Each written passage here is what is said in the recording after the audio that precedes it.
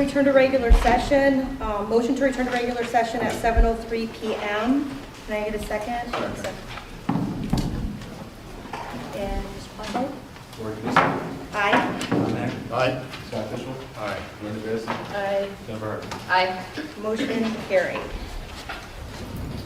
Right. So I'll call the order of the regular session. Mr. Plasko, can you take roll? Lori Knudsen. Here. Tom Heck. Here. Scott Fishel. Here. Linda Grassi. Here. Jennifer Harden. Here.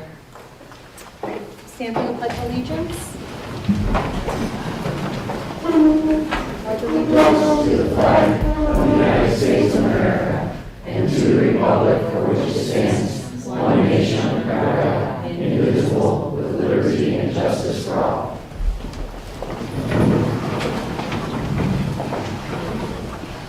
On behalf of the board, I'd like to welcome all students, staff, parents, and interested community members to tonight's Board of Education meeting. I'd like to remind everyone that this is a meeting of the Board of Education held in public for the purpose of conducting the school district's business. It is not to be considered a public community meeting. There is time for public comment during the meeting in the public participation section on the agenda. So we'll begin a motion to approve the minutes for September 22nd, 2022 and October 3rd, 2022. I'll second. Any discussion? Mr. Plasko, can you call the roll? Tom Heck. Aye. Scott Fishel. Aye. Linda Grassi. Aye. Jennifer Harden. Aye. Lori Knudsen. Aye. Motion carried. That brings us to special reports. Yes, I'm pleased to say we have three young men here today to talk a little bit about their Eagle Scout projects. We've gotten away from having students come here because of the COVID, and we have three that have done completed their Eagle Scout projects over the past couple of years. So I would like each one to come up separately. I'm going to read an introduction. They're going to talk a little bit about their project, and we'll get through it in about 10-15 minutes. It's real interesting projects from what I understand with these young men. We're not talking building picnic tables either. We've got some larger projects here with these three guys here. So is Mitchell Parker here? Yes. Come on up. Mitchell Parker lives in Leroy and is a 2022 graduate of Riverside High School, where he was a member of the National Honor Society and a long-distance runner in both cross-country and track. In his spare time, he volunteers with the Lake Metro Parks, Leroy Township Recreation Board, Summit of Soldiers, V1 of Northeast Ohio, Lake County Crime Prevention Task Force, and the Lake County Safe Communities Coalition. Mitch is currently attending the University of Akron, go Zips, majoring in criminal justice with the intent to pursue a policing job with the national or state park system. Can you tell us a little bit about your project? I also have a picture of what it looks like.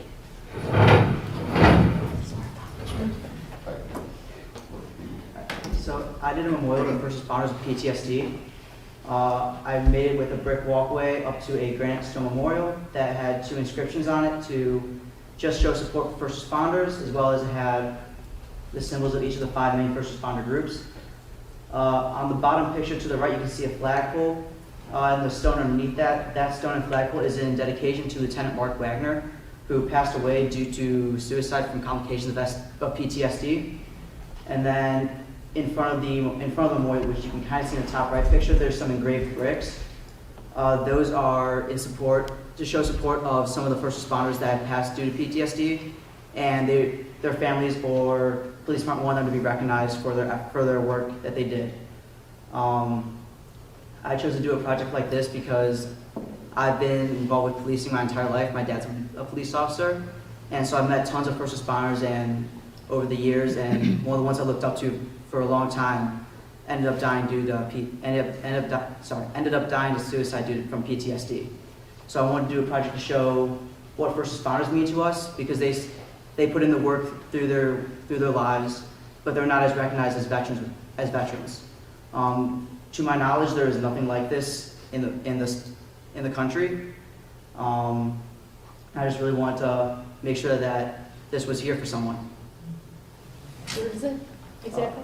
It is right in front of the Painesville Fire Department, right next to the 9/11 Memorial. Okay, thank you.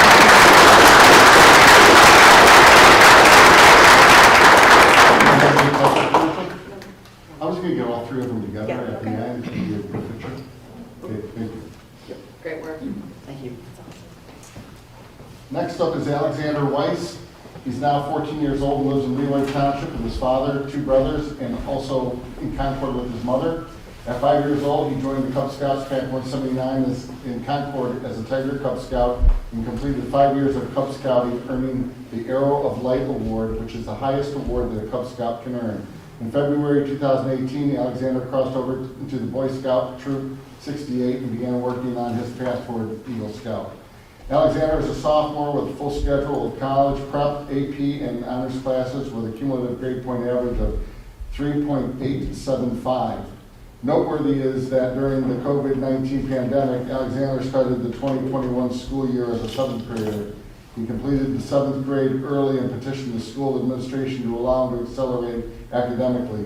He completed the 8th grade through an online study with KLA Academy between April and August of 2021 and returned to the Riverside District in August of 2021 as a freshman.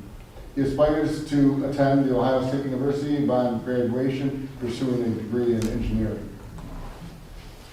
For my project, I built a pavilion at Lamuth Middle School that mainly serves during the youth baseball season as a place to rest and sit during games and such. But I built this project because I was interested and I was at the time playing for the CYBO league, and I felt there was not a place where parents can sit and, if it was bad weather or such, they can be.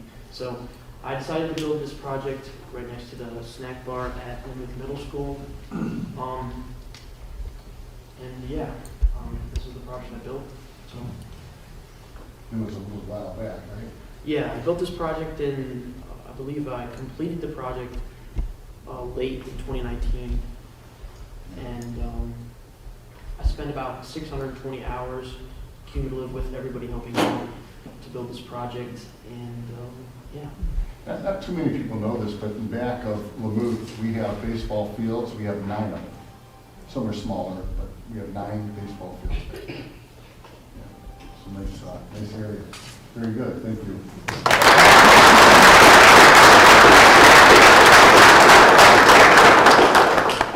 Next up is Ben Weiss. He's 16 years old and lives in Leroy Township with his father and 2 brothers, also in Concord with his mother. At 6 years old, he joined Cub Scout Camp 179 in Concord as a Tiger Cub Scout and completed 5 years of Cub Scouting, earning the Arrow of Light Award, which is the highest award that a Cub Scout can earn. In February 2017, Benjamin crossed over into Boy Scout Troop 68 and began working on his path towards Eagle Scout. Ben is a junior with a full schedule of college prep, AP honors classes with a cumulative grade point average of 4.23. He is a member of the Riverside football team playing offense and defensive line positions for 2 seasons. He aspires to attend the Ohio State University upon graduation and pursue a degree in architecture or engineering. He also plans to enlist into the Ohio National Guard, 19th Special Forces Group, and earn an officer's commission through the ROTC. So for my project on Field 8 at Lamuth Middle School, I built 2 dugouts like this back here. This is actually a model I built in order to get the project approved. And I built the project because when I was little and playing for the CYBO, we'd have a lot of rainy games. So being wet after the game wasn't much fun. So I figured I would use the opportunity within Boy Scouts to build some dugouts for Field 8. Looks like there's a lot of rain. Yeah. Every time we had to pump out a lot of water in order to get started on working, so that was a The challenge. model looks great too. awesome. Now it's a project in itself. I have so many pets that was a cage. I'm like, ooh. For a young aspiring Eagle Scout, what is your best advice to give?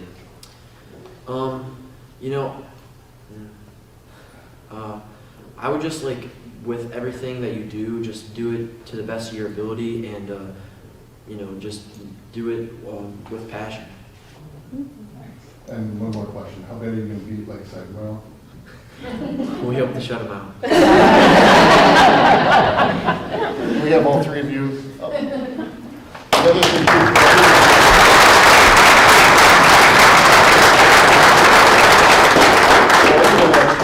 If we have any gold award, Girl Scouts as well, or other Eagle Scouts, call our office, we'd like to recognize them as well.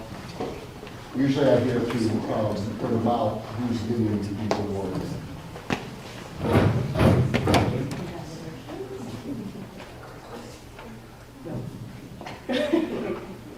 That's me. John? That's So sorry, congratulations. Thank you. Congratulations. Can you guys want to stand?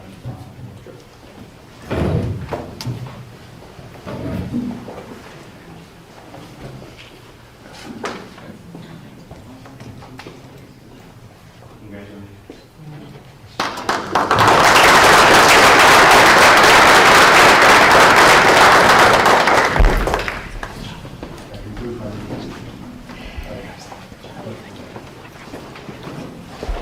Great, so that brings us discussion on old business. We had one thing presented that was for the board evaluation, self-evaluation process. I had emailed out to everybody a version of what we could use for the board evaluation that's based on our recent handbook development and also our strategic plan I included in there. So I guess my ask would be that we take a look at that and make sure that we have some discussion on if we want any changes and try to get that approved so we can have that in place for evaluation at the end of the school year when we do the superintendent and treasurer's evaluation. Did anybody have any initial look at it or any comments? Yeah, that email I did see, Okay. and I thought it looked good. Okay. I read it, I thought it looked, it was sufficiently well put together, so it did follow our handbook so that we could actually have some thoughtful consideration. We've already talked about what we should be doing, so that just summarized it. I thought it was fine. Yep. Any great thoughts, or did you get a chance to look at it? I didn't look at Okay. it real closely, Okay. so, So I guess the ask would just be that we can have that discussion during the next board meeting, just in case there's any other changes. Great. Any other old business?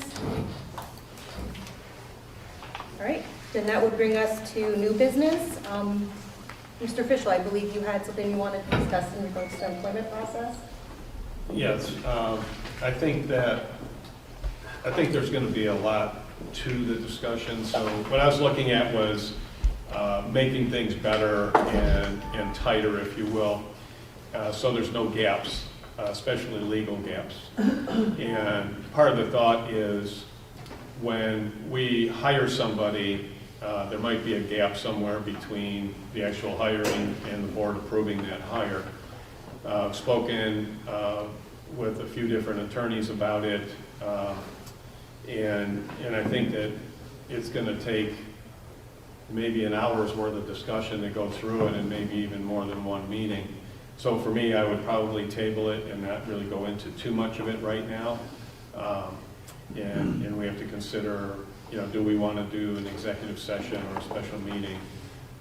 And I can always bring forth a little more information too. And then, of course, we have Dan McIntyre, our attorney, that could give his thoughts and ideas on it to see, if anything, what might be changed. I just have one that we do as part of our standing authorizations in our January organizational meeting, give our superintendent the authority to hire employees on a contingency basis pending receipt of criminal history checks and temporary personnel on an emergency basis. So we already do provide for that. So I don't know if that was part of your concerns, but we do authorize that as a standing authorization every January at our board meeting. Right, and what a couple of attorneys said is the superintendent is a recommender and not an actual hirer. The board is the hirer. And it's the same way in other governmental operations.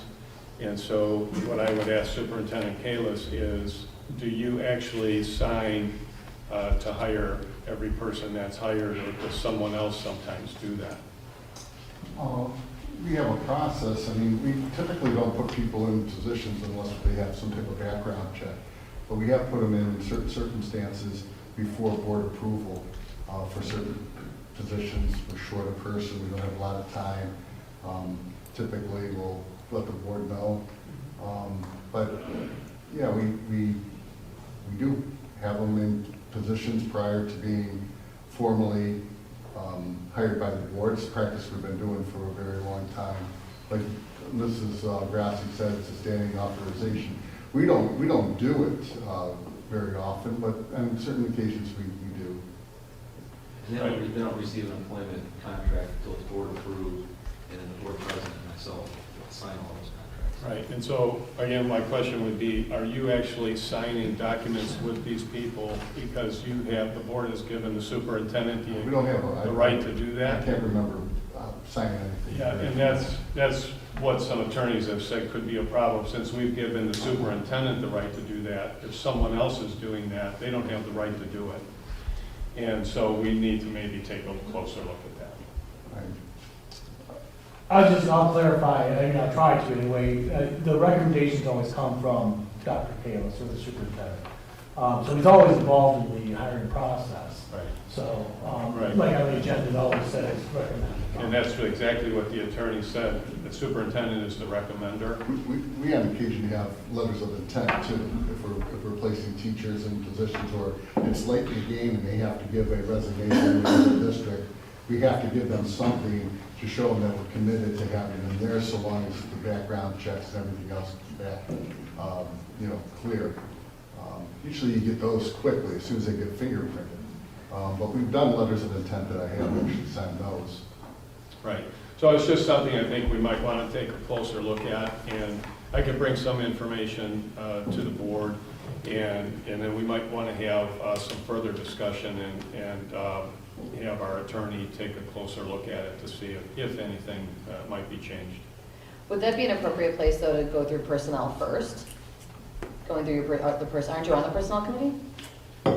Well, Part of finance? if we give that to Personnel? personnel, I don't know how they would write a legal document. Well, I know, but my point was, that, we've been trying to go to more of a committee approach before we go to the board and do these things at board meetings and bog down board meetings. If we take it to the personnel level first, where then that committee makes the recommendations that they bring to the whole board. And I would certainly hope that Mallory's deeply involved in any of these conversations as our HR person and the person that's We could do that. really We could- spearheading the We hiring could process certainly for do all of that, and that's part of the discussion right there, because if someone other than the superintendent is actually executing that, they have not been given the right to do that by the board. Well, I don't think that's what I'm saying. I'm saying that we hired an HR person to take the personnel part away from our to actually do the putting out the notices of hiring, to do the screenings, things like that. Obviously, our superintendent is still making those recommendations, but any kind of thing we're going to change of personnel should go through the committee process first, just because that's the way we've been talking about, trying to do these things so we don't bog down meetings with hours of No, discussion. that's fine, but as I said, that's a perfect example.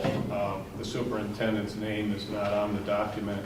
Later, the superintendent, after that's been done, recommends, but has not signed the document to begin with, and no one else has the authority to do that, but I think we've been doing that.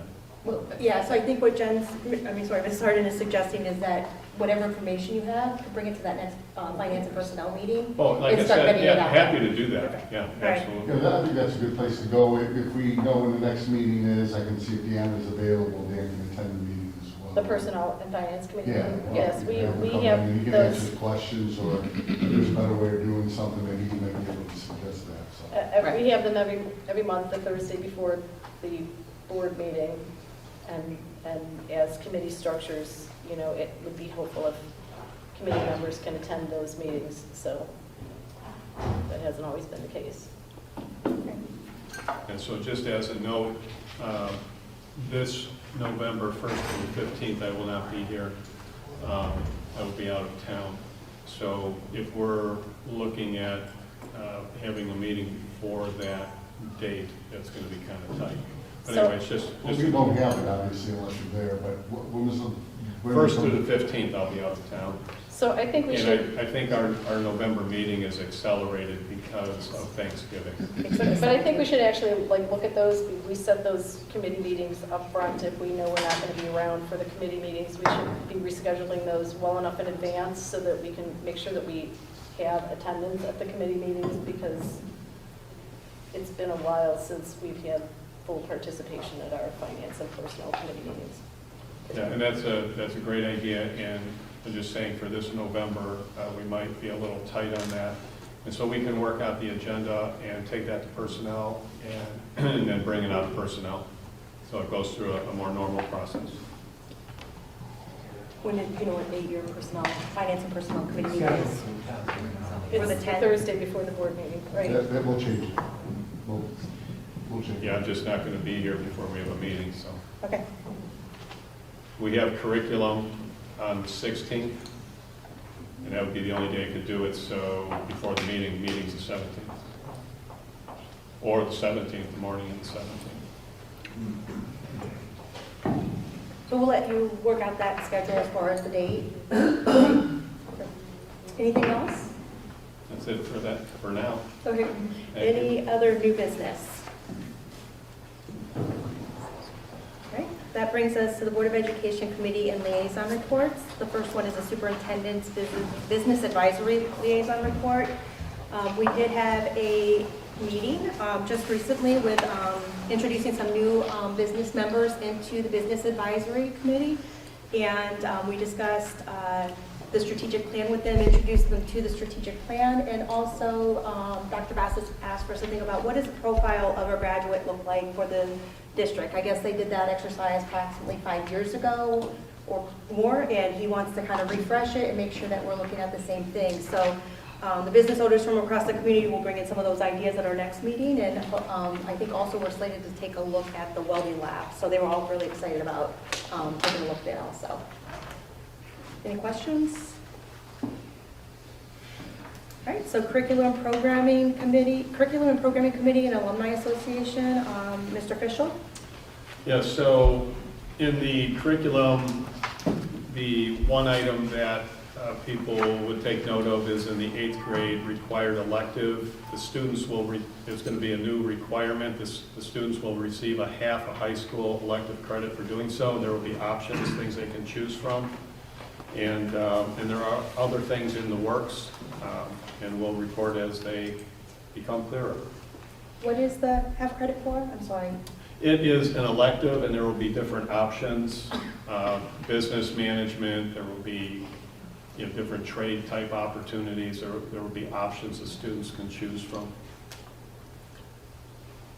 And then Dr. Malakar, is there any more information regarding that, or is that correct? Well, the course is called Riverside Ready, and so it's where the kids are going to learn about what the options are at the high school, so to help them better choose a path. So the principles of business class, the welding, things like that. We're also going to learn a little bit about how to be a high school student, so maybe help to work on some of that transition stuff that we've seen as issues in 8th grade before. So it's a course that we're building. Again, centered a little bit around career exploration, but also looking at how to help students with some study skills and transitioning to the high school. So kids are enrolled right now in the course. This is the first year we're offering it. So it's pretty exciting to finally be able to address some of those concerns that we've had all these years. So that on the alumni, of course, the Alumni Association is always looking for new members and would like people to join. So I'll say that again. And then also the Hall of Fame dinner is coming up, and anyone is interested in attending, please go online and you can look into that and purchase tickets. One of the things, too, I was going to save it for the last part, since you were on that. At the Alumni Association's annual Hall of Fame induction is Saturday, November 5th. It's $40 to attend. And the inductees this year are Adele Bethel, 1988, Elle Raditz, 1989, Karen White-Honkala, 1979, Linda Marcel Lucas, 1962, Diane Hayes Miley, 1980, Jesse Burke, 2001, and Gerald Chipsorber, 1984.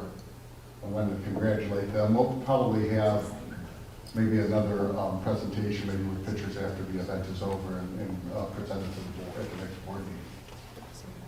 I know they were looking for a board member to attend.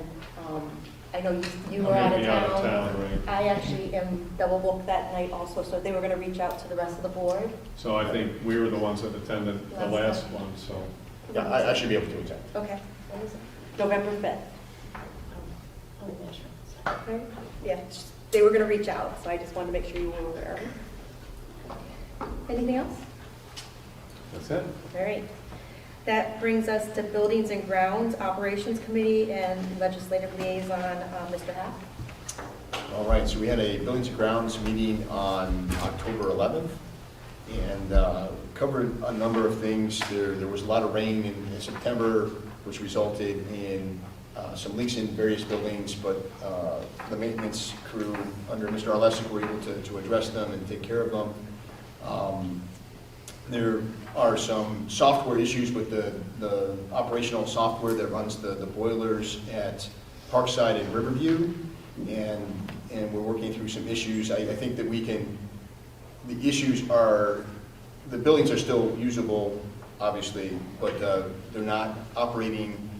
We need some software from the company that actually installed the boilers, and that is, we're having to do some workarounds, but we're making it work. And Mr. Arlesic, is there any update to that? I know that we were working, Gardner was going to work with the company to help smooth out the operation of the boilers. We've made progress. We've made some internal changes that we've been directed to through outside sources, and we're starting to hold our own. So the bugs are lesser and lesser within the programming system. We're also going to have a couple slides, Mr. Hack, in my presentation about the boilers. Okay, all right, terrific. So I'll skip that. Hopefully we have some good news there. There was an issue with the football field. There was a leak discovered in a water box along the sidelines. That leak caused some of the gravel and other things to wash away, creating a depression. We're still working on that, and we'll get an update and give it to you at the November meeting. And we are looking at adding some stage lighting, which is actually on the board agenda tonight. One of the things for all of our events, all the plays and things that we actually have to rent lights and do some other things to the stage to make the stage functional. So we actually are going to install some additional lighting to make it self-sufficient, and that we would not have to rent those things in the future, make our performances a little bit more presentable and make the stage easier to work with. And Mrs. Grassi, did I miss anything else? No, just in addition to the water line break under the football field, that it caused some additional damage to the track, and we've been talking about track replacement, so. Just so everybody understands, the actual break was on the visitor sidelines near the track. It's not on the actual field, not on the playing surface. Right, right. Indicated the sideline. So anyway, we will address that. The repair may cause part of the track to be displaced, taken up, and then we'll have to figure out how to repair it. But in the end, as Mrs. Grassi was indicating, the track has been in place for quite a while, and in the not too far distant future, we'll probably have to address replacing it. And that's all I have. Thank you. That brings us to Policy Committee and Booster Organization. Mrs. Harden? So policy, we were supposed to have a meeting and I needed to reschedule that. We had talked about putting that on the calendar today. So if we can get a date for that between all of us. Mr. Hack, I don't know what your, So I have my calendar open. is there any day of the week that doesn't work, generally speaking, for you? So what your schedule, I think, is more constrained. I mean, Fridays are generally best for me. That's just the one day that I don't work, so it's just easier for me to do Friday meetings if possible, just because it's my day off. Okay. And I'm work around. I would be available on the 4th, November 4th, if you are available. Yeah, I've got something at 10:30 in the morning, but I can do anything other than 10:30 to 11:30. Okay, so do you want to? 8? Did you do 8? That'll work. All right, 8 a.m. on November 4th? That was easy. That was easy. Too easy. And that was 8 o'clock, correct? Yes, please. All right. And then, our PTA met last week. They're still looking at trying to get a PTO together for the preschools. So I guess Nick was gonna do some talking about that with administration, about trying to get something together with for a preschool PTO.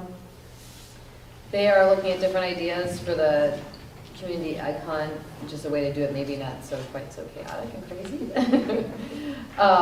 Looks like Nick is going to add PTO's contacts to the principal email that he sends out every week to try to get some more communication from them, just so everybody knows what's going on in all the buildings.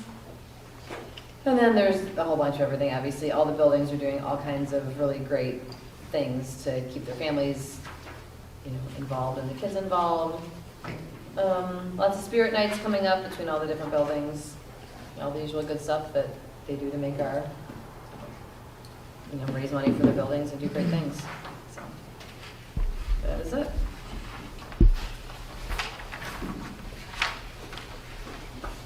Next is the update from the superintendent.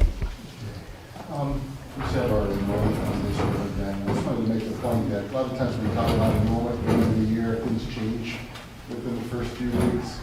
So I thought we would pull the enrollment numbers, at this board meeting compared to last year's.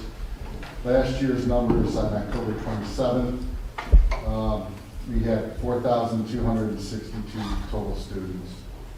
So if you look at Lamouth last year, we had 616. This year, thus far, we have 575, which is a difference of 41. High school, last year, we had 1,797 students. This year, we have 1,733. Okay, that's another decrease of 64. So if you have 41 and 64 together, you get 105 decrease at Lamouth and the high school level. But we have 49 more elementary students.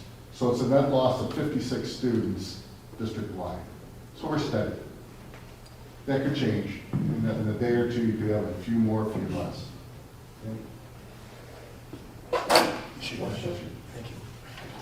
Just an update on our facilities.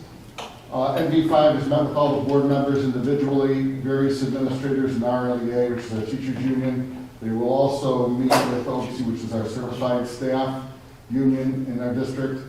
Their plan is to review the data and feedback they're getting from these entities and compiling a list of facility options going forward.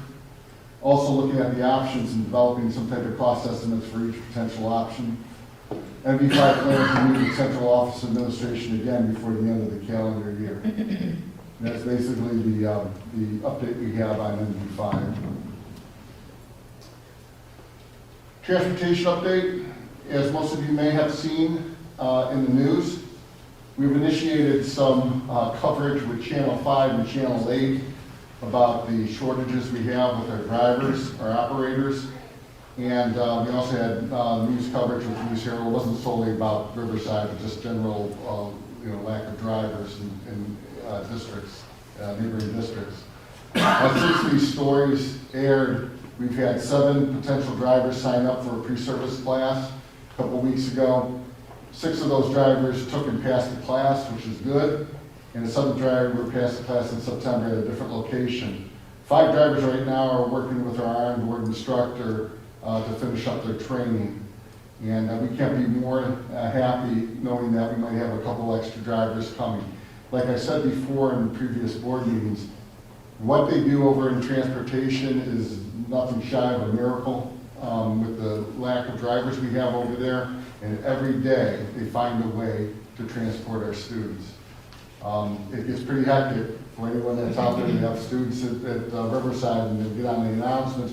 25 is 33, 38 is 41, and I don't know how the kids follow through with it. If they do listen, we get them on and we get them home in the afternoon. It's also tough in the afternoon only because we have a lot of different activities going on with sports and everything else, away games, you want to be late to those. My first priority obviously is getting the kids home. So we're very happy about that. Anyone out there that might be interested in driving to call over to the district and we'll get you routed to the transportation department for more information.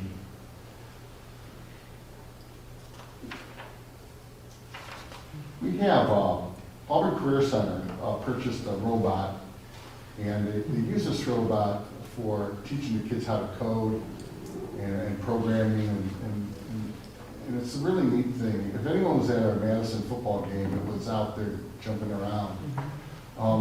It's not like a regular old robot where it's really stiff. This thing moves like a real animal, without a head of all things. My daughter goes to Auburn, and she sent me a video the one day walking down the hall. I was like following her down the Yeah. hall. She was like, this thing is following me. They brought it into the high school and it was walking around, and we have it out at the dismissal. Parents were lined up, and one parent then rolled the window and said, "It's kind of creepy, it doesn't have a head." So we're just doing it because we want the students to know that these opportunities exist with our vocational school. Auburn's not some people have in their minds that, when you talk about Auburn, it's old school. It isn't. It's high tech over there. We have a lot of great programs. We want kids to get excited about it. Now, we have some programs here with BattleBots and also some drone work and things like that with our kids. So what we decided to do, they have a one school, one book program over at Melridge. And this ACE robot stopped over, and we wanted the kids to get excited about the book. They didn't reveal the book that they were going to read yet, but the book was The Wild Robot. Okay, that's why we have the ACE robot over there. But we also had a couple of Riverside kids, they were brothers, and they showed the kids at Melridge how they built their own drone. And they also had one of the BattleBots over there too, so that you could see that. But what I wanted to show you is how excited these kids are.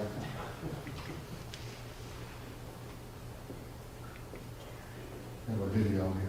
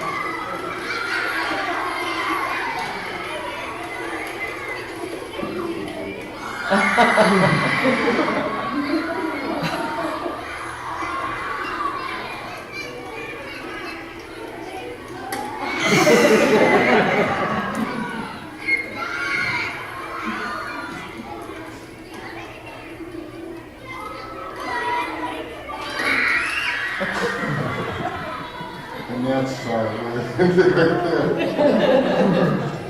Sometimes when the batteries drain down. Yeah, I was a little concerned about the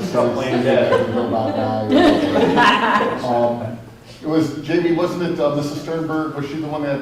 Organize the ones going look at. Yeah. So we all remember the donation. Still going on. Yeah. Great. This is the Wild Robot, right? Yep. Okay.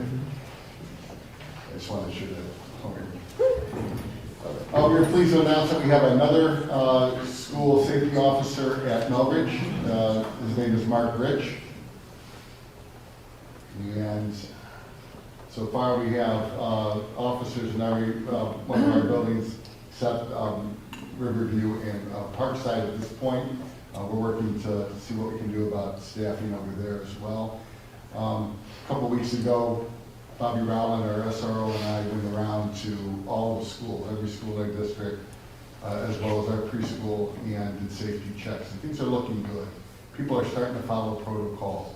Every day, even at the high school, we have walks. We walk through, not me, we have the administrators and the SROs that do walks to see if doors are closed, they're not propped open.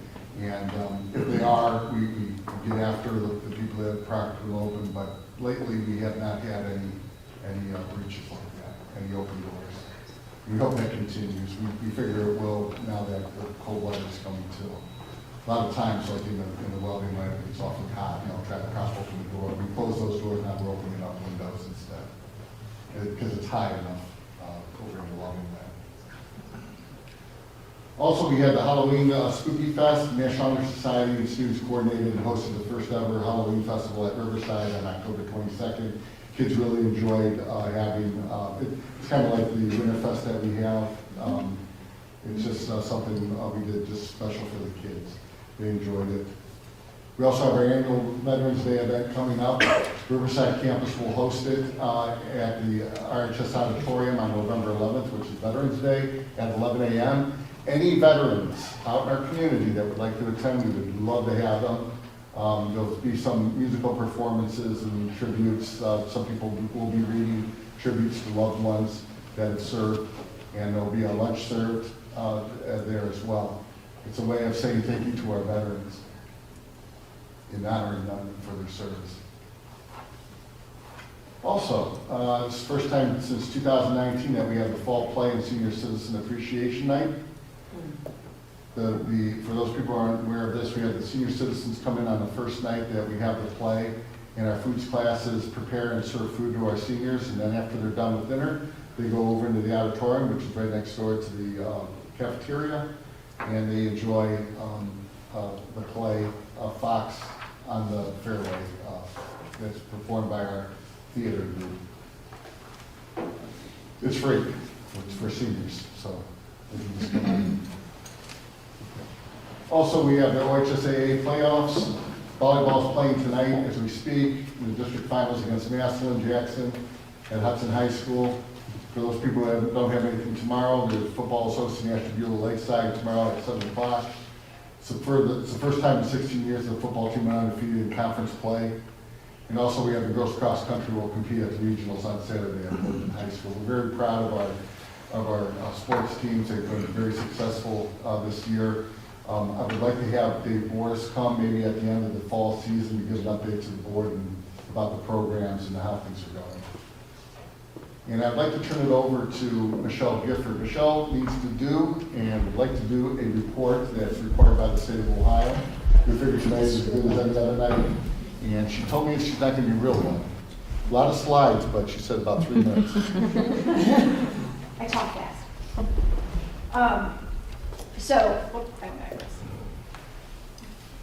So per the board policy 8500, the food service program shall comply with the federal and state regulations pertaining to the selection, preparation, consumption, and disposal of food and beverages, including but not limited to the current USDA school meal pattern requirements and the USDA Smart Snacks and school nutrition standards, as well as to the fiscal management of the program. Some of these things include appropriate claiming of reimbursable meals, and to do that every month so that we get our funding. Following Smart Snack guidelines for what items are permitted to be sold during the school day, including fundraisers, which really means no fundraisers that involve food. Making sure there is a properly trained and certified staff member in each kitchen where meals are being prepared. Working with families of students with meal restrictions to make reasonable accommodations while staying within the meal pattern requirements. We have a lot of students on 504 plans that have dietary needs that fall outside of the items we would typically serve.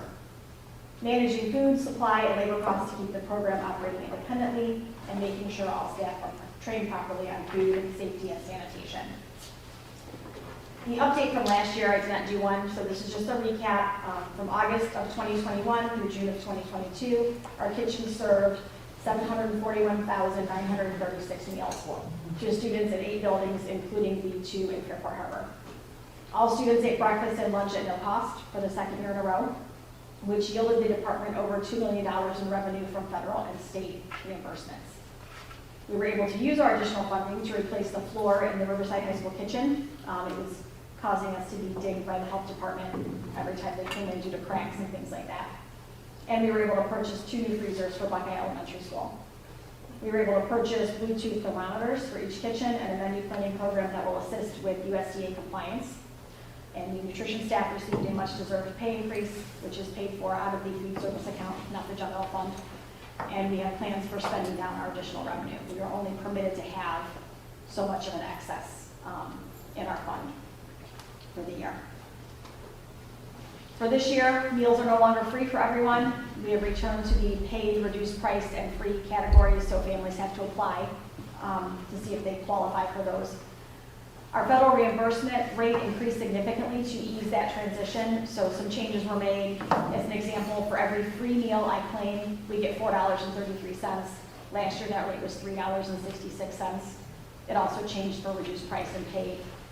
The federal government also adjusted the income requirements on the free and reduced price meal applications with the hope that more families who are maybe on the cusp before would qualify for assistance. We also did unfortunately have to raise our breakfast and lunch prices, along with some a la carte pricing to offset the extreme increase in food and paper product pricing. Some of our items, you'd be surprised, gloves, that we go through tons of gloves, increased over 150% in cost. So a lot of things went up. Looking ahead for this year, we will be purchasing a new vending machine for John Williams. We've been without one for the last 2 years. With COVID, it wasn't a huge issue, but it is a significant revenue source for us. We're currently working with the American Dairy Association on a grant to get smoothie kits donated to Riverside, John R., and Lamouth. It'll give the students another option at breakfast, which meets all of our requirements, and hopefully increase participation a little. Breakfast has been down. And the Beaver Bistro has officially opened after a 2-year hiatus. And our hope is to add more offerings such as like coffee, hot chocolate, and pretzels as the year progresses. And then this is just a little bit of a nod to our staff. They do prepare all the meals, obviously, for the students, but there are other things that they do during the year. So last year, for the second year, our nutrition staff donated enough money to provide an entire Christmas for a district family in need.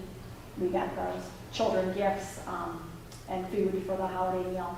They also donated over $300 to the Ian Minnick Legacy Foundation. And also, for those of you who don't know, each of our buildings has an angel account to assist with special circumstances that may arise. These accounts are funded solely by donations, and the primary way we get those donations is from the graduating seniors. So when seniors have a positive balance in the meal account at the end of the year, our department asks the parent if they would like a refund, transfer to a sibling, or to donate it back to the department. And then we divide that amongst the schools. So each year we get over $500 in donations, and it has been as high as $1,100. So the money goes right back to the student population. You know, if they need it, if there are kids who, whatever financial hardship things, you know, fall on the family, we take care of that for them. Anybody can donate to that though, correct? Correct. How do we do that? Yep, anyone can donate to that. You can send it directly to the board office, to the nutrition department, and then. And just don't designate it? And just designate it as a, you know, donation to the Angel account. And if you wanted to go to a specific school, you know, donate it on there. Thank you. Do you want to mention, just real quickly, how the bistro works? Sure.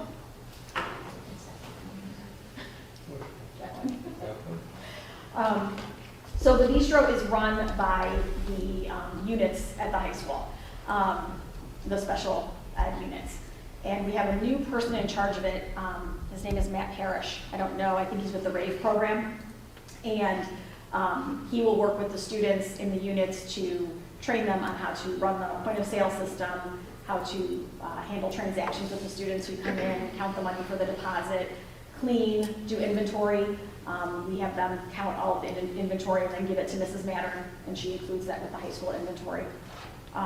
So they learn a lot of job skills there, and the high school kids love it because even though a lot of it is the same stuff they could get, you know, in line at breakfast, it's just a different feel. You get to go into the bistro and there's little tables and they get cookies, coffee.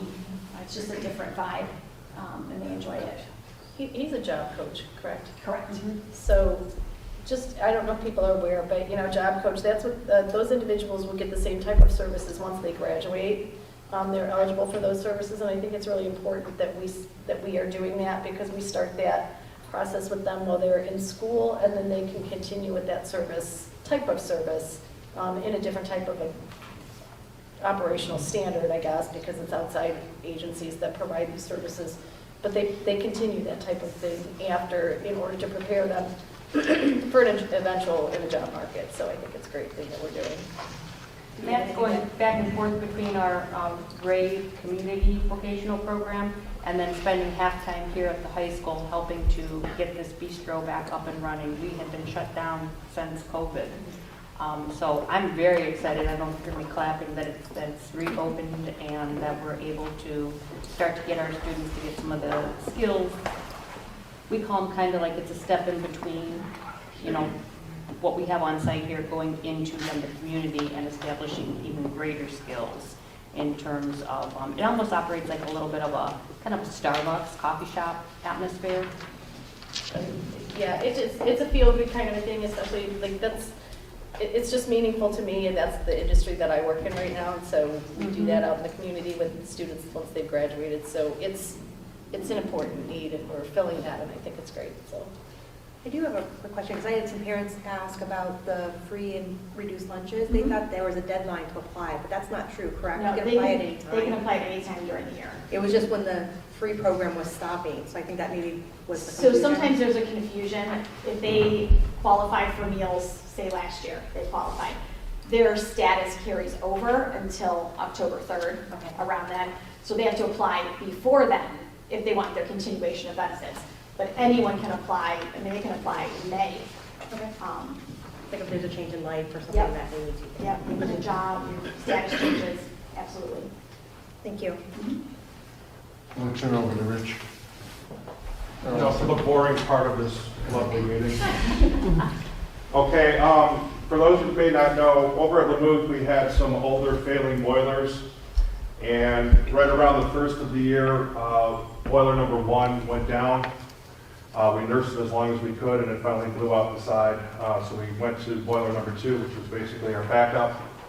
March of 22, boiler number 2 went down. So if you look in the pictures going left to right, the left picture, which looks like a bunch of either folded up hot dogs or intestines, is the internal tubes of the boiler. You can see some calcified water on the side of the black section of the boiler.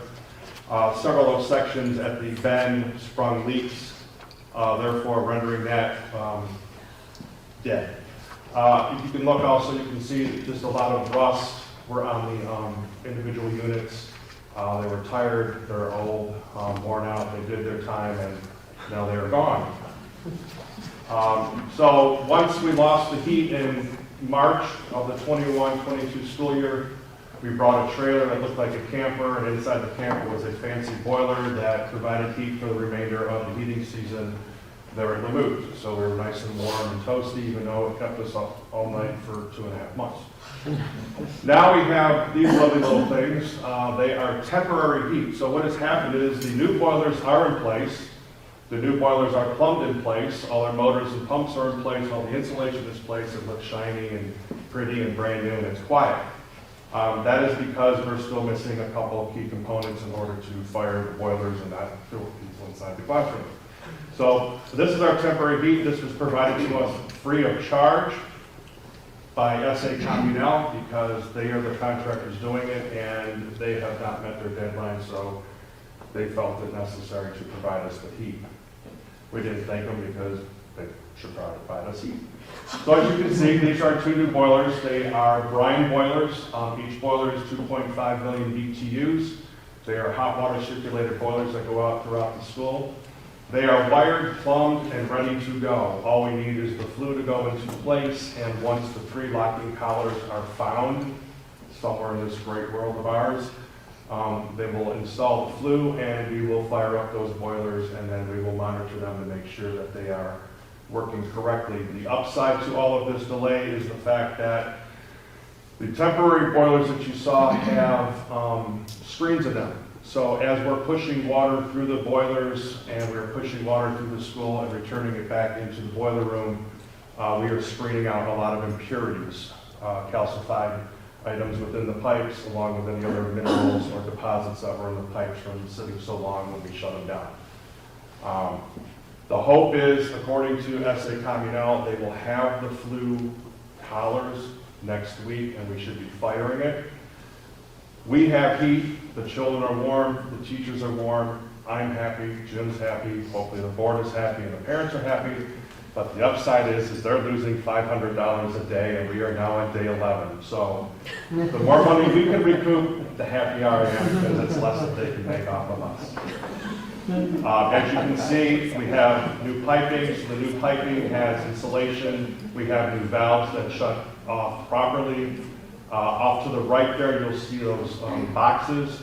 Those are variable fan drive boxes for our 3 motors. Makes it energy efficient, and we can ramp them up and down as we need to, which is the new state-of-the-art type of system.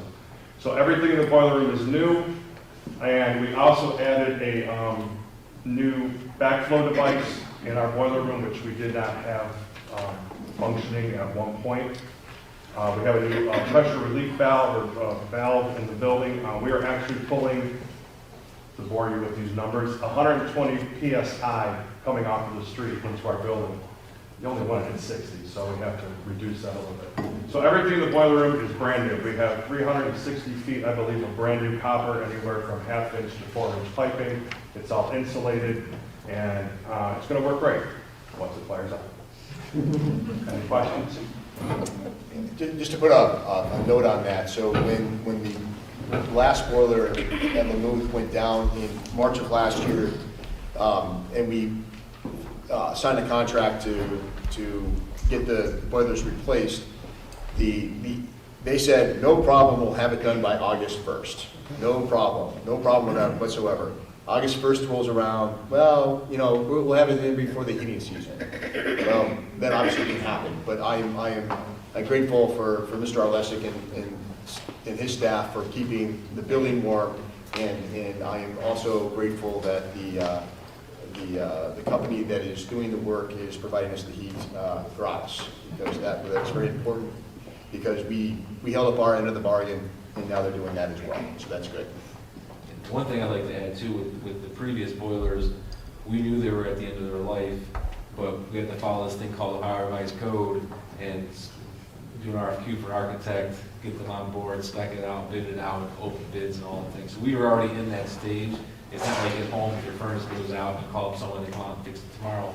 We had to go through all these steps. It takes multiple months to go through that. We already had a replacement, planning for that replacement before it went down.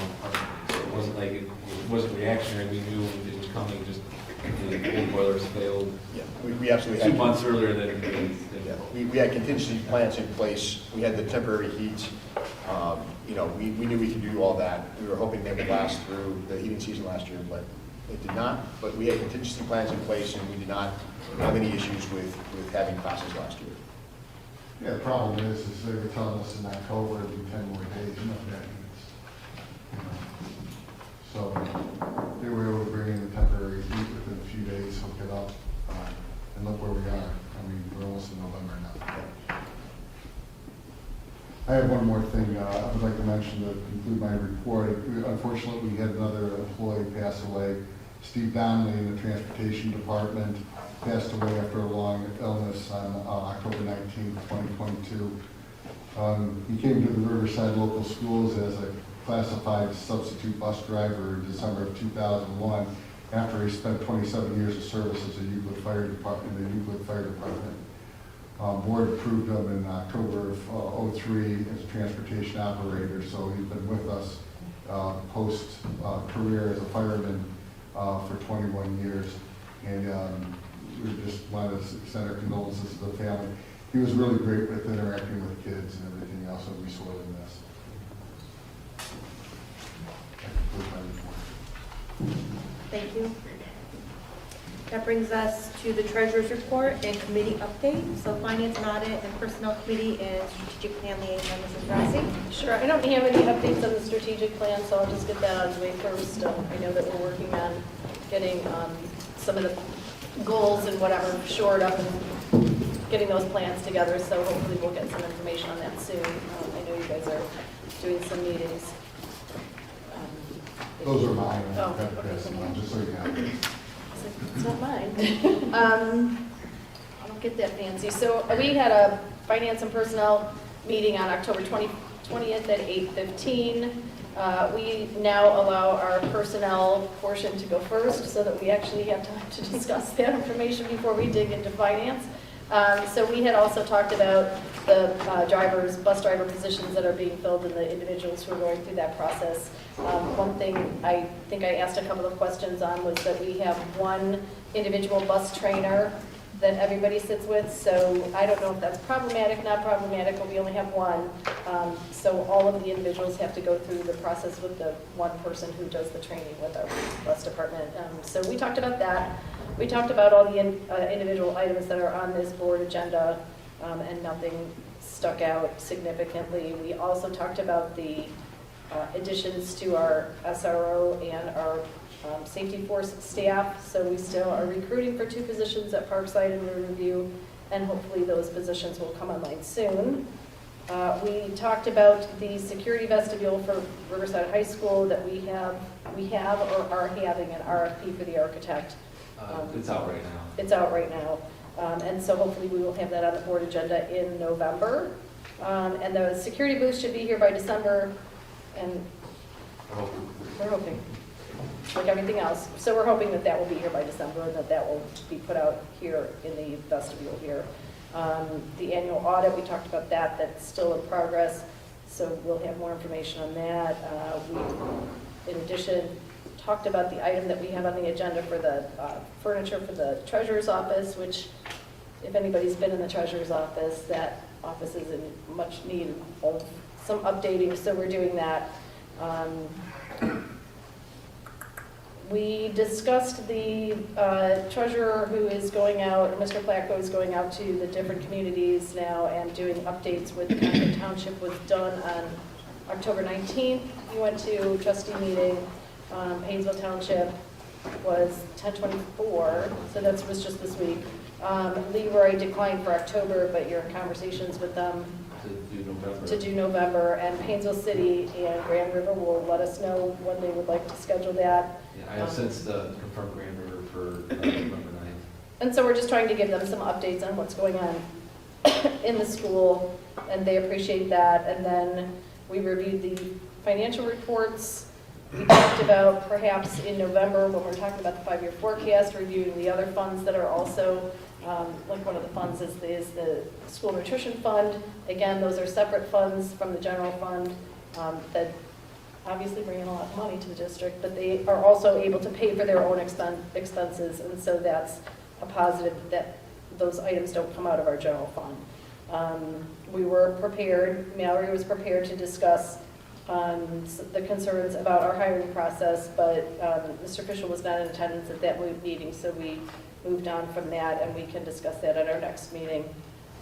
And we also talked about some additional needs for dyslexia training, and some of the complexities that are going to go along with that, that everybody's going to be required to have some 18 hours of training, and what we're going to do with that, because the training, of course, is not available yet, even though we're required to have it, in pure ODE fashion. So there's that. And then I know that we will talk about the 5-year forecast at the November meeting, because that's going to be presented in November, at which time we can talk about some of the other funds as well. I should do those other funds tonight. Yeah, well, there you go. That's all I have. All right, so Mr. Placco, your update? Okay, just wanted, the OSBA Capital Conference is November 13th through 15th. I know 3 of you are attending. I put your hotel confirmations on your tables there with your tax exemption forms. So you'll provide those to the hotel. The badges are not being mailed to us this year. They're actually being emailed. So OSBA said they should email to you either starting tomorrow or sometime afterwards. You either print them off at home, or they'll have kiosks there that you can print your badges once you and get your plan. I received, in my position, you receive lots of inquiries and salespeople and everything you can ever think of. And I actually had another cell tower carrier company reach out to me. We had a short discussion yesterday, and they were providing a proposal about possibly putting another cell tower on some of our other properties. So we're just going to explore and see what they have to say, because the existing tower, they have reached out again. If you remember back in 2020, they reached out to try to get us to agree to a lower rent payment each month, and they're kind of poking at doing that again.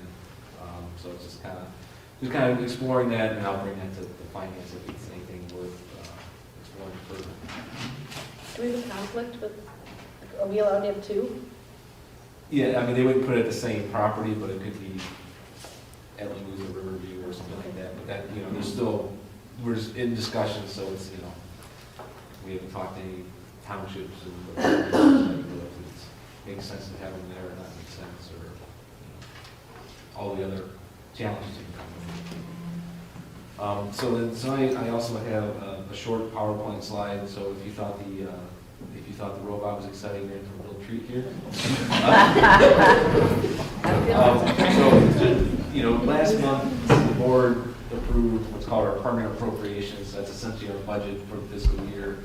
Typically, school districts, you pass a temporary preparation measure before July 1st, kind of get you started authorizing spending for the year.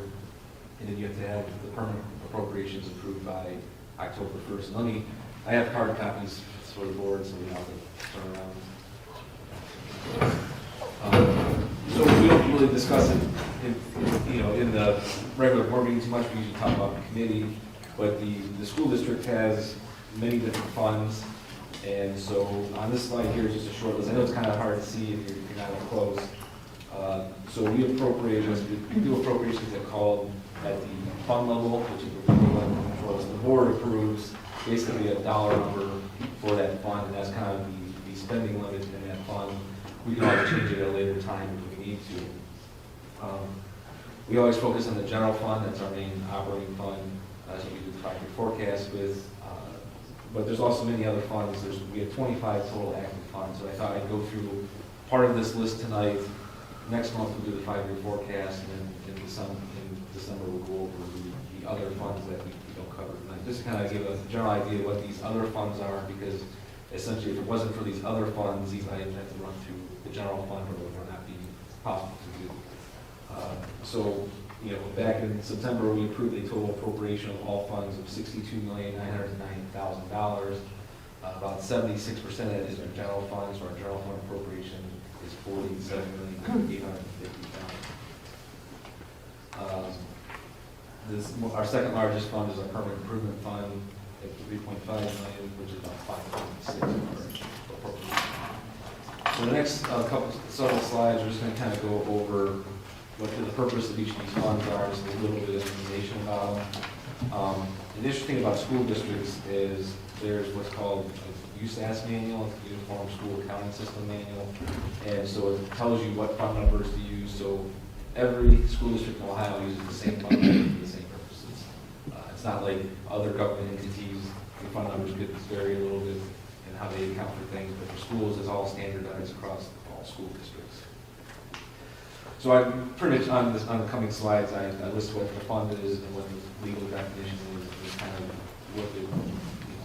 what makes up that. So, you know, general fund, our beginning cash balance at the beginning of the fiscal year was $22 million. Our estimated revenue is $47.2 million. We set our appropriation at $47.8 million. You know, our appropriation is a little higher than revenue just because we typically conservative on our revenue estimates and conservative on our appropriations, so we kind of, you know, tend to be a little bit low on the revenue, a little bit high in appropriation, just because this is kind of how we typically do things. Doesn't mean we'll ultimately end up deficit spending, but that's how we set it up. There's one special cost center. So a special cost center is like sub-funds. So some of our funds you'll see as we get through this, there's funds within funds that we account for different things separately. But I'll kind of go through those more. But you know, the board approves the $47,850,000 appropriation, but there's actually in our general fund currently 1,027 active budget accounts, and we're setting the budget for the year. I'm going through all those accounts individually and setting that individual budget. You know, obviously personnel, salary, benefits is the main piece of that, but then all the supplies budgets, you know, purchase services budget, equipment budgets, and all those things are also factored into that. So getting into some of the other funds that are outside of our general fund, your general fund, pretty much anything that's a proper public purpose can go through there, but the other funds are all restricted for certain purposes. So Fund 002 is called the Bond Retirement Fund. So back in 2016, when the voters approved the levy to build Parkside and Riverview, basically when we issue those bonds, we make those debt payments each year out of this Fund 002. when we get the annual revenue from that levy, it goes into this fund, we make the debt payments out of this fund. So our beginning cash balance is 1.7 million, estimated revenue about 1.8, our appropriations $1,750,000. There's about 5 budget accounts that go within that fund, basically for principal interest, continuing disclosure, property tax collection fees, and something else. For that fund and that levy, so the county auditor asks us every year for our ending fund balance, and they have a copy of our debt schedule, so they will adjust that millage on that levy each year, so we want to collect enough to make our principal and interest payments for the coming year, so we don't over-collect on that levy. So basically, typically as home values go up, they typically lower that millage on that over time. So I think we're at, I don't remember exactly where we're at on the millage at this point, but it was originally passed at 1.92. I think we're around 1.35 at this point. Fund 003 is a permanent improvement fund. Most districts account for their permanent improvement levy through this fund. We actually do it in a different fund. But in this fund is basically our proceeds from the sales of Leroy Elementary, Hale Road, and Haddon. Some of those payments are over multiple years with those entities that purchased them. So that's where most of that cash balance of $653,000 is. But it's also where we deposit the cell phone revenue from the tower out here that we designated back in 2017 to put toward replacement. So at this point, we have $98,000 in that fund to go towards turf replacement, and that kind of come now continue to build monthly. So we estimate a revenue about $69,200 there. We have no appropriation in the plan to spend those funds at this time. If we get to that point, we would amend that appropriation. So it's divided into special cost centers there. So if I could, just since you mentioned the cell phone revenue comes in there, this is the second time the cell phone companies requested a reduction in their fee. Have they provided any justification for why they are doing that? They say they're getting pressure from the 2 carriers that are currently on the tower, and that they're requesting lower rent. And that supposedly there's other towers trying to pluck them off to go on their towers. So I guess different towers are owned by different companies, and they're trying to, supposedly they're being recruited by a different tower company, which might be one we're talking to. Who knows? I mean, who knows what goes on behind the scenes? But it's that was pretty much the only justification they have. But then talking to the other company sounds like the revenue could be higher than we get. So it's something we're going to look into. The last time, I don't know that they really provided much of a justification. They did. I think they were trying to blame COVID for kind of counter logic, because when people were working from home and all that stuff, you think the cell tower usage would increase. But they had some other reason. Fund 004, this is the building fund. So this is where when we issued the bonds to build Parkside Riverview, all of the $38.5 million were deposited in this fund. That's where we counted for all the construction contracts and things that went with that. There's still $95,000 in that fund. Estimated revenue is about $1,000 just on interest. We're still working on closing on that construction project. If you can believe that, we still don't have the kilns installed. We're hoping to have that installed over winter break and finally close out that construction project. And we had one special cost there and 10 budget accounts. Fund 006 is the food service fund, nutrition services. Obviously, that's where our lunch fund is, and so we had beginning cash balance of $938,000. We anticipate revenue of $1.8 million. It's an appropriation of $2.2 million. There's one special cost and then 24 budget accounts. This one was a tricky one to budget this year just because of the way with COVID happening, and then everything was federal reimbursement on lunches and students were paying. Now we're back to students are paying, don't qualify for free and reduced, or we're serving less meals than we were. We're getting less federal reimbursement, but now we're collecting money from the students. So it's really tricky to kind of figure this out. We can be back more towards normal. How is that really going to look? So we might have to adjust as time goes on. Can I just make a statement that I think people in this district should be really, really proud of our nutrition services department. If you statistically go around to different school districts, not many of them actually are able to afford to pay for all of their own expenditures out of their own revenue. And so, way to go. Yeah, it's not. It's not common. It's typically most are in the red. And most are being supplemented by the general fund as a result. And so it has been that way, it has been that way here for years with our previous nutrition director and has continued with you. I totally appreciate it. Everybody should appreciate that. So. The next fund, we have a Fund 12, which is an adult education fund. I'm not really going to go into this too much. We have $936.08 in this fund. It's pretty much a dormant fund that we need to close out and transfer to the general fund, but there's legal room to do that. Just put on the to-do list, but haven't gotten there. The next fund, Fund 18, is public school support. And this fund is used, I'll give you some examples on the next page, but we have $186,000 in this fund in cash at the beginning of the year. We have estimated revenue of $119,000. The appropriation is $277,000, and the reason for that is we typically appropriate what we anticipate revenues and a lot of the cash balances. It doesn't typically work out that way.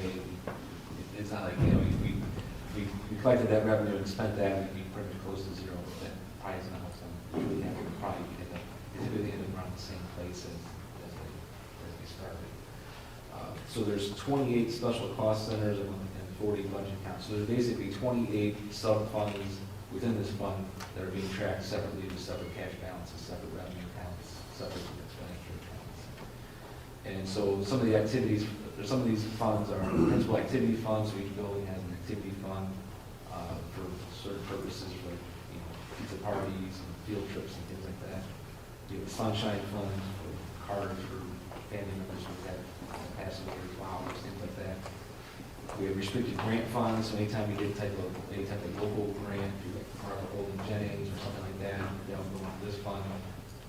The Veterans Memorial Fund is within this, the David Bailey Memorial Fund is within this fund, and the Alumni Association funds are within this fund. These are all tracked separately, separate cash balances within this fund. They don't get anything with each other. Fund 20 is latchkey, so that's where all the proceeds come from the latchkey department, and that's where all the salaries and benefits are paid for that fund. We have a cash balance of $124,000 at the end of the year. We anticipate revenue of $376,000. The appropriation is $390,000, and there's 22 budget accounts in that. I'll say it again with this fund as well. Mrs. Bielka does a fabulous job with this fund. Again, paying for all of their own expenditures. They have been able to contribute, I think, dollars to some of the projects that we've done in our buildings, if I'm not mistaken. Some of the security and door projects that they specifically have to cover, things that would be related to latchkeys, so some of the entrance projects. Yeah, we have, for the playgrounds. right, we do some really, really great work. Really excellent directors that are managing those dollars and watching everything that goes in and out of there. So again, just pointing that out. The next fund, Fund 22, is for unclaimed funds. We have a beginning cash balance of $8,328, and this is a fund where basically we have outstanding checks that don't get cashed. We send a notice to those people, and then we transfer. Once the check is still dated, it's outstanding for 6 months to a year. We put it in this fund. It sits there, and after 5 years, it's no one claims the funds, and they transfer back to the general fund and be used for other purposes. Fund 30 is the Joint Financing District Fund, and so this is where the proceeds from the Clay County School Financing District go into, and so that's the joint levy between us, Painesville City, Madison, and Perry. We include this fund in the 5-year forecast, and beginning cash balance is $1.4 million. We anticipate $3.2 million in revenue, appropriation of $2.7 million. We have one special cost center and 4 budget accounts. We use this fund to pay for teacher salaries and English, math, science, and social studies, so they can pay out of this fund instead of the general fund.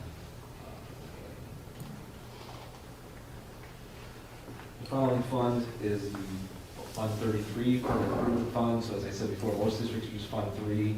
For whatever reason, whatever treasurer back in 1989 or whatever the original levy was passed used Fund 33 instead. There's really no distinct difference between the two. It's just left that way. It's just too hard to change it at this point. So we'll just leave it the way it is, and the auditors don't have an issue with it either. During COVID, and using our stimulus funds, we were able to transfer savings that we generated to this fund and put aside for facility improvements. And so we have a beginning cash balance at $7.3 million. Our anticipated revenue is around $2.7 million. Our appropriation, we appropriated $3.5 million this year, just not sure what those projects might look like coming up as we go through the revised facilities plan. And we have 92 budget accounts within this fund. And it's for pretty much the purchase of any asset of useful life for 5 years or more. So we purchase our school buses out of here, a lot of our equipment, vehicles, and then any of our facility improvements come out of this fund. So if we do a security vestibule project, it'll come out of here. If we do a boiler project, it comes out of here. We use this fund for the installation of turf, things like that. So we have a pretty healthy cash balance right now. Obviously, we're utilizing that as we determine how we're moving forward with our facility. Fund 35 is a termination benefits fund. So we created this fund a couple of years ago. And what this fund is for is, as employees over their careers, they accumulate sick time per Ohio Revised Code. When they retire, they're entitled to typically 25% of that to a cap. So depending on how many retirements you have a year, you can have a lot of retirements, you can have a few retirements, and so we transfer $250,000 a year to this fund, and that pays for any severance payments as those retire.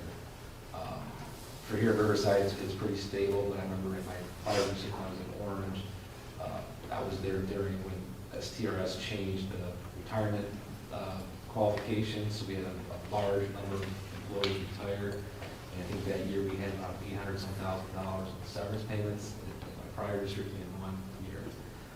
So this fund, will accumulate a little bit of cash balance, and it kind of takes the volatility out of the 5-year forecast, basically, because we could have 1 retirement, we could have 10 retirements in a year. So you kind of putting money aside for that purpose, and then that way you can just, for forecasting purposes, you have a steady transfer of $250,000 a year out of the general fund to this fund, but then each year they're in between, depending on.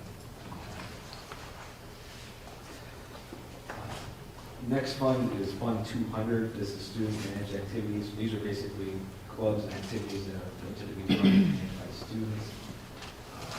We have a beginning cash balance of $69,000, anticipated revenue of $147,000, and appropriation of $212,000. We have 44 special cost centers in this fund, so there's 44 sub-funds that we're tracking separately among the 53 budget accounts. So to kind of give some examples, this is like your drama club, your student council, National Honor Society, mock trial, academic decathlon, academic challenge, Beaver Nation store, junior class, senior class funds. That's all within this fund. And the last one I have for tonight is Fund 300, which is just activity funds. So this is more activities that are run by the district. We have a beginning cash balance of $112,000, with an anticipated revenue of $352,000, appropriations $435,000, 31 special cost centers here, so 31 sub-funds within there, and 192 budget accounts. And this is mostly Riverside High School athletics, Lutheran Middle School athletic fund, other athletic specials, the 6th grade outdoor education program, 7th and 8th grade trip fund, there's some band funds, and a few others within this fund. So coming up next month, I'm going to go over the 5-year forecast in November. That's required to be approved by the board by November 30th, and filed with the Ohio Department of Education.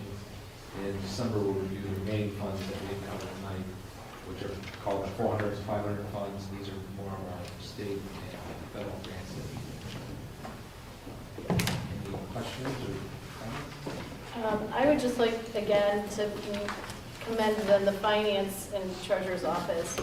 As you can see, that's a lot of data. Okay, it's a lot of tracking that is required by the state of Ohio. Every district does things uniformly. It's complicated. And the we have 7 people. We have Seven? assistant treasurer and 4.5. One here. Four Okay, and a so, half. well, We have okay, one so part-time. the number of individuals that we have in the department is relatively small compared to the amount of information that they track. Prior to in all- August 1st, we didn't have an assistant treasurer, so it was Right. myself. And so, you know, to get the Auditors of State Award every year when we do that, that is commendable. And if you wanted to introduce your guest to this meeting, perhaps, if anybody is ever interested in wanting to be a school treasurer and learning how to do all that stuff, we do have somebody here in attendance. So back here, we have Dylan Gump. He is working as an unpaid internship in the office right now. He's working with his treasurer's license. To receive a treasurer's license without having education, you have to have certain courses. You have to have an accounting or finance background, or if you don't, you have to have certain courses, but you're also required to have a school law and school finance course, which he's working on currently. And then you have to have a 300-hour internship under a city treasurer to sign off on the license in order to be licensed. So he's working on that. We haven't squared away yet. And he's been with us for a couple of weeks and be with us for a few weeks longer. Well, can they get a 5-year forecast? Yeah, you're responsible for that. Sign off. Well, That concludes my report. Thank you. All right. That brings us to the public participation portion. Anyone wishing to address the Board of Education will be recognized by the Board President. Speakers are requested to identify themselves and their topic. Comments are limited to 3 minutes. We also ask if you just stand up. It is easier than for anyone viewing this at a later time, or they'll actually see and hear better. So we appreciate that. All right, anyone with public comment? Yes. My name is Aiden Coulter, and I am an 8th grade student. In English class, we were given the option to read The Absolute True Diary of a Part-Time Indian or Between Shades of Grey. I chose to read Between Shades of Grey by Ruta Septis. I would like to read chapter 26 to you. 10 of us at a time, said Mother. We must go out to the porch and take off our clothes. We were in the first group along with Mrs. Arvis, the grouchy woman, and her daughters. Mother helped Ona up onto the porch. I unbuttoned my dress and pulled it over my head, unbraided my hair and took off my sandals. Mother stood in her bra and underwear, helping Ona. The guard stood on the porch, staring at us. I hesitated. It's okay, dear, said Mother. Think of how nice it would be to feel clean again. Ona began to whimper.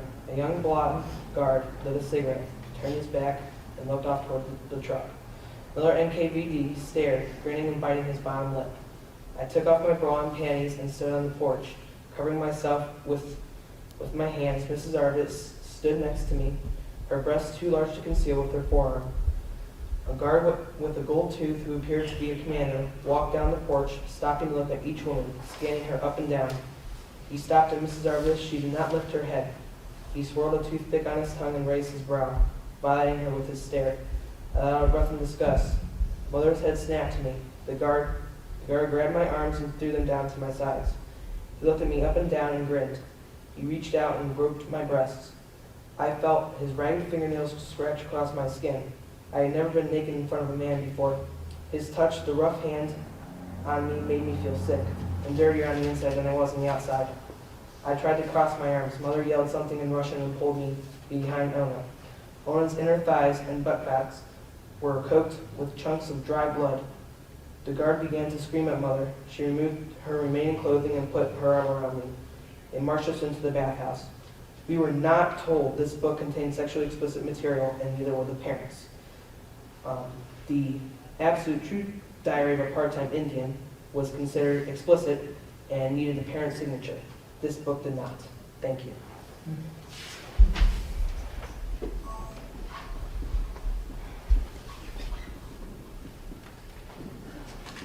Any additional public comment? Yes. John Music, Painesville Township. I just want to give you my opinion today on a few items that direct us to the board. You know, with election year coming up here and November 8th coming up here, people are asking, you know, saying, hey, you go to a lot of meetings. I said, there are no school board people except for state school board. And we talk about those two people that are running, you know, and so forth and so forth. And they said, well, where does Riverside School Board stand on CRT and SEL and stuff like that? And I said, I will ask them for you. I think the students, the parents, and the taxpayers have a right to know. And I will say, hey, if you don't give me an answer, I'm assuming you do support it. Because it's either you do or you don't. It's a yes or no answer. And I think when the time comes up, the voters have a right to know, and the students and the parents have a right to know where you stand. So I just want to bring that up, and I would like to know where they stand, where you, the five of you stand. Because in all reality, all five are you elected by the voters of this district. You work for us. We don't work for you. You work for us, and you represent us. Our young kids are a true treasure for us nowadays. They are, you know, I always believe God, family, country, and these are your young kids that can't take care of themselves. So the parents, only the parents, nobody else in education, only the parents. Okay? And so I would like to know where all five of you stand. Okay, and the thing about, last thing I want to go at, you know, I always say transparency, oversight, and accountability. Well, it didn't seem anybody mentioned today that on September 9th, Riverside High School, juvenile male, disorderly resisting arrest was arrested. September 9th, Riverside High School, juvenile male, disorderly conduct. September 26th, Riverside High School, juvenile male, disorderly conduct, menacing. Where's the transparency? We should know, the people should know this stuff. And if you don't do some research, you don't know this. And I'm very disappointed in the board here at Riverside and the whole administration that they don't let the people know what's going on in their schools. Thank you. Thank you. Yes. Yeah, my name is Brian Massey, 8196 Rainbow Drive in Concord. I've done some research on the proficiency scores for Riverside, and I was really quite appalled at the math education, specifically in the middle and high schools. And I originally thought maybe there's a teacher problem, but I did the same research on Mentor, and I found basically the same scores in middle and high school math, you know, for Mentor. So I then said, well, let me take a look at all the middle schools and high schools in Lake County. And what I found was we have a real problem in math education.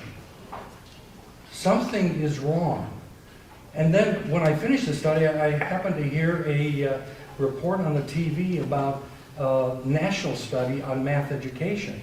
And it was confirming what I found in Lake County's middle and high school.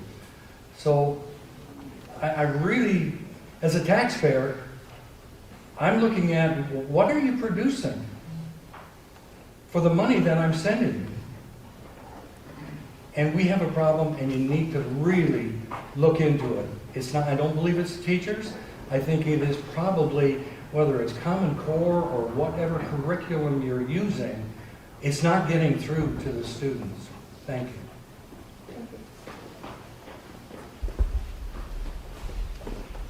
Any other public comment?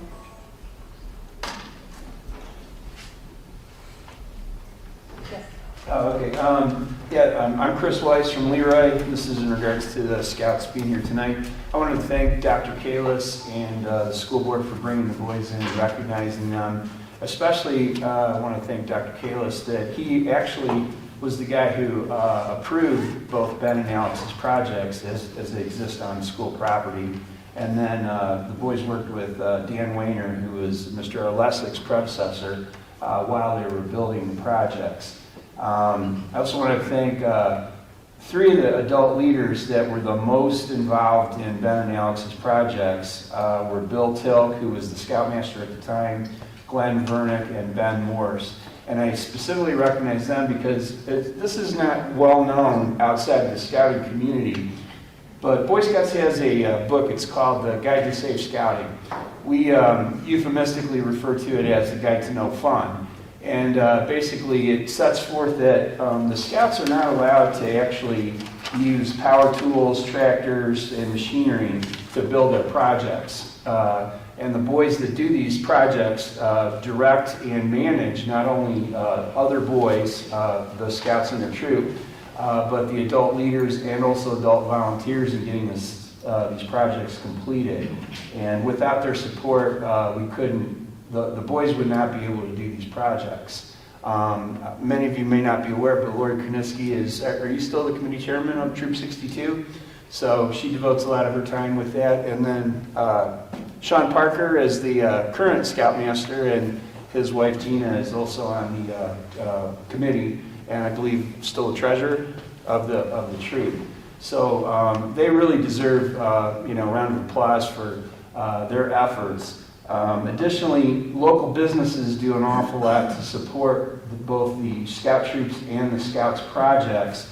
I wanted to recognize R.W. Sidley, Bob Busher personally donated the concrete for the concrete slabs on both of my son's projects. Best Sand delivered sand. Osborne delivered stone. Menor Lumber donated lumber at reduced cost. And Dave Lamont from Edward Jones Investments in Concord, personally, he and his wife donated $5,000 towards Ben's project. Okay, so again, this is an example of the community coming together, not only to help these boys succeed, but also to do something in many cases for the school district. Let's see. That's it. Thank you. Thank you. Any other public comment? Yes. Jamie Coulter, Leroy resident. I just want to say that it took a lot of nerve for this young man to stand up and read the passage in which he read to you guys tonight. And I know some people sit there and criticize us parents and stand up and question what's going on in the schools. But I just want to say openly and publicly that COVID allowed us parents to see what goes on with the schools, what our teachers are teaching our kids, our schools are teaching our kids, and really opened up our eyes as to what is being presented to them. And I want to say that it had nothing to do with politics. It was the year that I spent at home that opened up my eyes as to what's going on in the schools and opened up our dinner table to conversation as to what are you learning in school, what kind of, what are the topics that you're covering, what is the detail of in your curriculum that allowed us to sit there and say, hey, this is questionable material and maybe kids shouldn't be looking at this. Thank you. Thank you.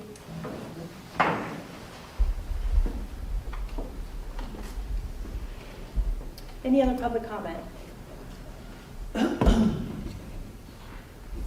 All right.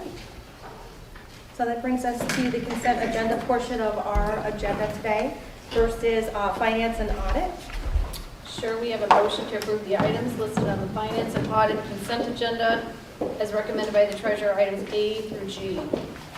Second. Oh. Did you pick one, Gary? Hard. Is there any discussion on any of these items? Could we just talk a little bit about the furniture that we're purchasing? Yeah, so it's looking at, in the back of the treasurer's office, there's currently 7 people back there that are probably purchased at least 25 years ago. They're in pretty rough shape. And so the quote on tonight's agenda is to basically replace all that with new furniture that's more functional, that doesn't have damaged drawers and damaged tops. And you can see handprints on the fabrics, and it's pretty run down back there. So this quote is to purchase new cubicles, and then we're also going to put up a wall and build an office for the assistant treasurer and the desk for that office as well. They're going to reconfigure, paint, and do some Reconfigure, updates. so there'll be a little bit more expensive paint and carpeting. It certainly needs 25. And how much extra expense do you anticipate? Mr. Alexis is going to do the paint, the walls and the paint, most of that in-house, and just the carpeting, so probably just $2,000 for those items, just for materials. And the space is, there are 7 cubes there now, so it's 7 people still in that space, or I think it's bigger than your department, I guess. Right. We had, so there was typically always a vacant one, and that was where the state auditors would normally sit when they were on site. They don't know when they're on site like they used to. In the past, they used to come and sit there for 3 months, and now they pretty much come and pick up things and work from home. Ever since COVID occurred, we had one person from the nutrition services department that was in our office that moved to the house next door. So we'll have 5 cubicles in an office going forward. So we're down to 6 spots in place. Terrific, thank you. There's 21 filing cabinets there. It's an extremely tight space and kind of like your basement. The paneling, it's beautiful. Love that. Yeah. I would like to thank the, for the Oh, we don't have any donations. Never mind, these are then and now. I'm just looking at them. Never mind. Strike that. If we don't have any other discussion, go call the roll. Sorry. Scott Fishel. Aye. Linda Grassi. Aye. Jennifer Hart. Aye. Lori Knessky. Aye. Tom Allen. Aye. Motion carried. That brings us to the consent agenda for personnel. We have a motion to approve the items listed on the personnel consent agenda as recommended by the superintendent, items A through H. Second. Thank you. Any discussion on these items?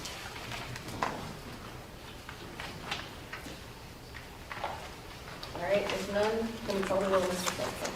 Linda Grassi. Aye. Jennifer Hart. Aye. Lori Knessky. Aye. Tom Hack. Aye. Scott Fishel. Aye. Motion carried. That brings us to the consent agenda for curriculum and programming. A motion to approve the items listed on the curriculum and programming consent agenda as recommended by the superintendent, items A through D. I'll second. Any further discussion? We have the vote. Jennifer Hart. Aye. Lori Knessky. Aye. Tom Hack. Aye. Scott Fishel. Aye. Linda Grassi. Aye. Motion carried. That brings us to buildings and grounds and operations. Okay. Motion to approve the items on the buildings and grounds consent agenda. Item A, is there a second? I'll second that. Thank you very much. Any discussion? This is for the lighting that was discussed earlier for the auditorium and for the stage.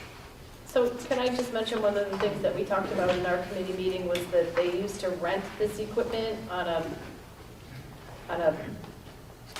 Performance. yeah, thank you. I was looking for that word. On a performance by performance basis, and then the clubs would have to pay for that out of their their activity fees and ticket prices and whatever. And so now that we're purchasing this, they will be alleviated from having to do that, so that will also give those groups some additional funds now to be able to pay for the things that they are undertaking, which I think is a good thing. Absolutely. All right, any other discussion? Hearing none, can you call the roll, please? Lori Knessky. Aye. Tom Hack. Aye. Scott Fishel. Aye. Linda Grassi. Aye. Jennifer Hart. Aye. Motion carried. That brings us to the OSBA legislative platform, proposed 2023 changes. Yes. Are we doing each one of these individually? So some of them we are and some of them we aren't. And the pages aren't numbered, but the page that begins with AOSBA platform 136 to 140 through OSBA legislative platform 900 to 902, that's all one. A through I. A through I. That's another way of saying it. So A through I. So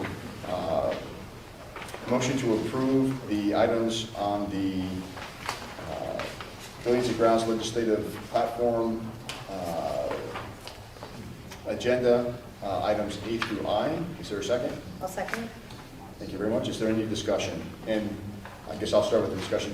So we did send out, so So coming up at the OSBA Capital Conference in November next month, there are updates that are proposed for the legislative platform for OSBA overall. It's a statewide organization for school board members. And the representative, which this year is going to be me, needs to have direction from the full board on how to vote on each of these individual changes. So there are quite a number of them, and we are going through and we'll get into consensus of the board, and then I will, when I'm at the actual meeting where we're voting on those, I will vote as the board has voted tonight. So we did send out a preliminary review, and these items A through I that we're going through, we all agreed on. So we're going to vote on them all at the same time, and there are a number of items where we had some differences of opinion, so we have to vote on them separately. So hopefully that makes it clear for the board and everybody in the room. So any other discussion on the first part where we had agreement? All right, can you call the roll, please? Tom Heck, Aye. Scott Fishel, Aye. Linda Grassi, Aye. Jennifer Harden, Aye. Lori Knisk. Aye. Motion carried. Okay, so motion to approve item K, legislative platform lines 123 to 124. Is there a second? I'll second. Thank you very much. This one is a word change. They had called out, this is dealing with drug prevention. In essence, the current language spells out some drugs that they're trying to prevent, and then they move to a more generic term of just drugs. So I had they're striking heroin and other opiates for the word drug on this one. So you're voting on the wording change, not necessarily where you stand on the issue, if that makes sense. So it's just a wording change. Right, and also to be clear, I'm not sure I explained it properly. People at the table probably know, but in the audience, the legislative platform that we develop doesn't have impact. It does not impact the Ohio Revised Code. It directs the lobbying efforts of OSBA in the State House, and so the lobbyists take the direction from the platform, and we are potentially updating the platform, which would direct their efforts. So any discussion? I'm okay, I mean, myself, I was okay with moving it to more, just more encompassing, saying drugs versus just, I think it says heroin and, Other opiates. yeah. So I was okay with the Yeah. change. I'm not sure if there was, I was too. I'm generally okay, but the only question I have is ibuprofen, aspirin, since they are drugs, that could get dicey in a legal situation.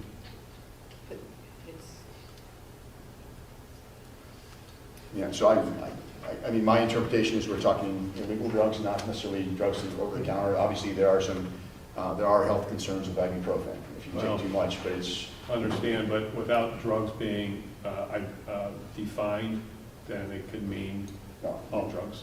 It would mean all drugs, I gotcha. Okay, I understand your point, but maybe more generic, this specify illegal, it covers drugs, period. So that is an interesting point.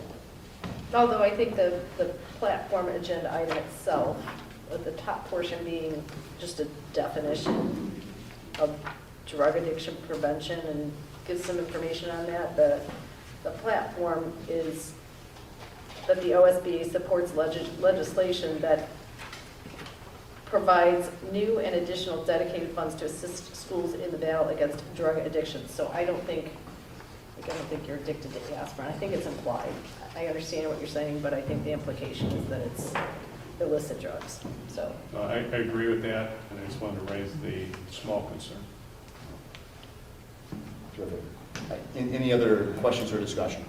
just for clarification, I don't believe there's an opportunity during that presentation that you'll be participating in to say, like, should that read illegal drugs or make a clarification, is there? You cannot make amendments from the floor to the stuff that's on here. You can make additional amendments later, but they have to go through that policy committee first. So really, there's no floor changes. Okay. So you're either for it or against it. Thank you. I just want that, I was thinking if there was an opportunity I mean, if the opportunity is that if you want that to be changed, then you submit another platform agenda item for the following year. Like you go through that whole process. Gotcha. All right, can you call the roll, please? Scott Fishel. Aye. Linda Grassi. Aye. Jennifer Harden. Aye. Lori Kniske. Aye. Tom Heck. Aye. Motion carried. All right, next item. Item L, OSBA Legislative Platform, line 131. Motion to approve. Is there a second? I will. I'll second. Thank you very much. And this one, It's essentially the same change, just Yeah. a couple lines lower, so I think we don't really need to discuss that any Yep. further. Any discussion here? Can you call the roll, please? Linda Grassi. Aye. Jennifer Harden. Aye. Lori Kniske. Aye. Tom Heck. Aye. Scott Fishel. Aye. Motion carried. All right. Item letter M, OSBA Legislative Platform, line 134. Motion to approve. Is there a second? Second. Thank you very much, Mrs. Harden. Discussion, and Mr. Placker, can you just reorient everybody's thinking? Yeah, so this is basically saying OSBA will support legislation that, this is adding new language, that prevents drug use by Ohio students and staff. And any discussion? Again, I have that same concern about the general term drug.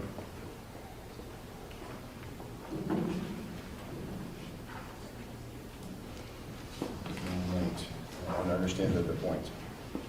All right, any other discussion? All right, Mr. Placco, can you call the roll, please? Jennifer Harden. Aye. Lori Kniske. Aye. Tom Heck. Aye. Scott Fishel. Aye. Linda Grassi. Aye.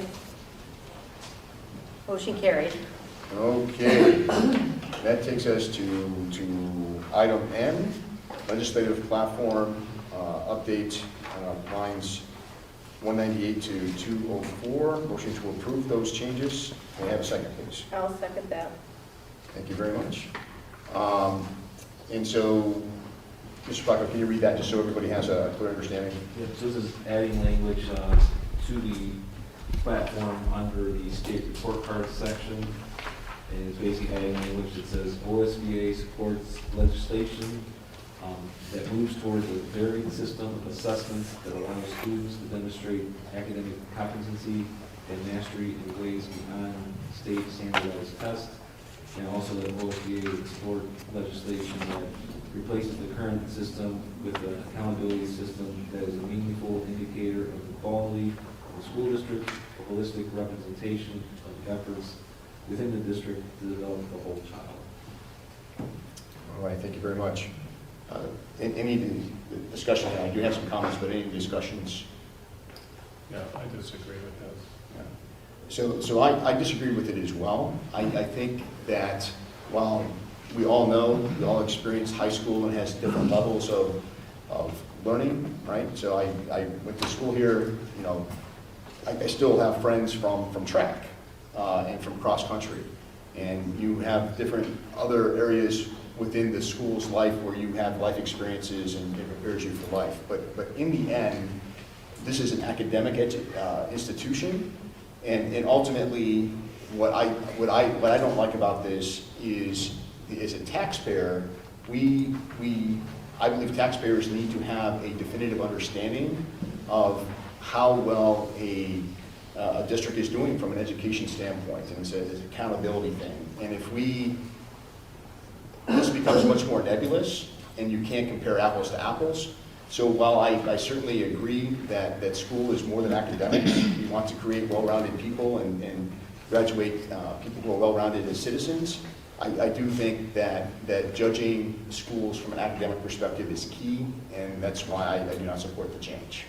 So I'm just going to mention that we have graduation requirements that allow people to demonstrate competency in other areas in order to graduate. And so if you cannot take a test in one of those areas, or there is not a test or assessment, because they're just basically your core subjects that have these assessments, I'm not exactly sure how they would demonstrate competency if we don't allow them to have a method to do that, that's not a test.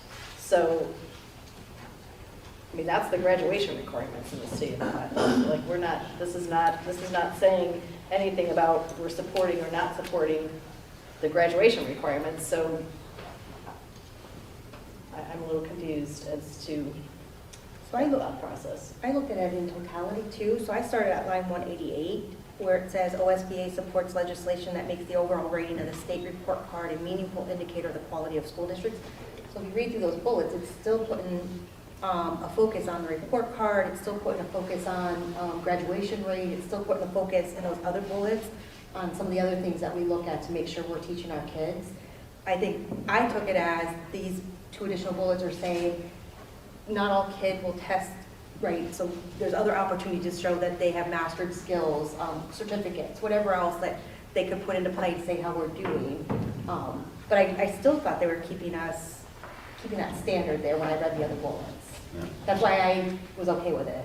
No, I understand the point. I guess my concern is that you know, in my tenure on the board, we've gone through at least 3 separate evaluations of schools, and we don't have a consistent yardstick to measure schools' performance over time, and that this, to me, makes it more nebulous.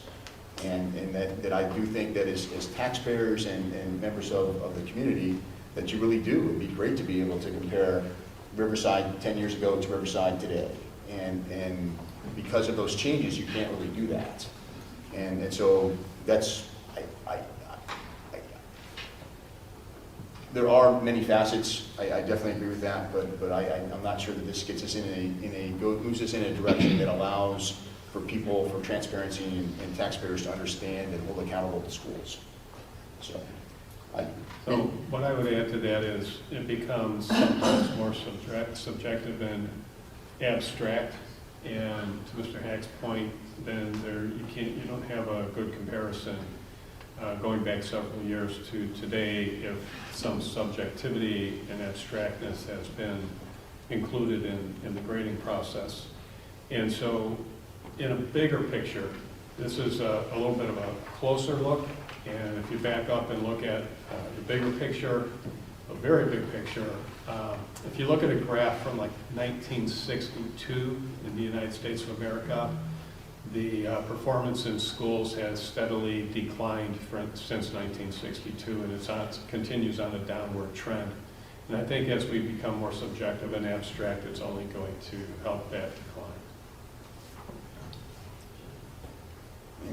Any other discussion? All right, Mr. Placco, can you call the roll, please? Lori Kniske, Aye. Tom Heck, Nay. Scott Fishel, Nay. Belinda Grassi, Aye. Jennifer Harden. Aye. Motion carried. The next one should say line 254, not 245. So you read it's 254. Okay, so it must have been corrected on my. Yeah, it says that here. It's on the heading, it's corrected, but in the language, it's okay. transposed. Oh. Okay, so item O, OSBA legislative platform 240, lines 245 to 256. And Mr. Placco, if you could run through those changes. Second. Oh, I'm second. Thank you. All right, so this is striking language under academic discretion commission section, and basically it's so the current language says state law requires superintendent of public instruction to establish an academic discretion commission for each school district that has, and they struck out been declared an academic emergency and changed it to received an overall performance rating of less than 2 stars on the district report card for 3 consecutive years. So isn't that falling in line with state legislation anyway? I think it falls in line with the new report card format that started. Right, and so it's not asking the OSBA to change what is already in place in school law. This is just stating what that law is and making this platform agenda item fall in line with what the state legislation already says is required. So, because they did away with academic emergency distress committees in the form that they were in. So just for clarity, you said ORC, but Mr. Placco, you said it was an ODE change, or is ODE change driven by ORC, or is it a The report ODE card is change? driven by our revised code, so, Okay, when I said ODE puts out the report card, I think it's all driven by law. okay, all right. This portion of the change that is being requested here isn't the supports legislation or opposes legislation portion. It's just a statement of fact, like this is what is in current law.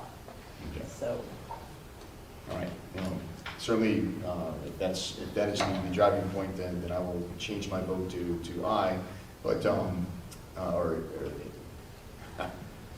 aye and not nay, but I guess if I had the ear of the State House, my concern is that, gosh, that's 3 years of a district that, or 2 years potentially of a district not performing well, that is not getting potentially the extra attention it needs, and it's not about the districts per se, it's the students in those districts. So that is why, I think they were just trying to define what that academic distress committee was, and so they took that language out and replaced it with this. But I think what you're saying is that it stretches it for some time. It does. Should there be a more immediate response? Right, and that would be my concern, but if that's ORC driven, which I did not realize, then it is a de facto change that needs to be consistent with the ORC. So, any other discussion? All right, can you call the roll, please? Tom Hack? Aye. Scott Fishel? Aye. Belinda Grassi? Aye. Jennifer Hart? Aye. Lori Kniske? Aye. Motion carried. Okay, so now we're on to item P, and just for those of you who are listening, we've got 4 more, including item P.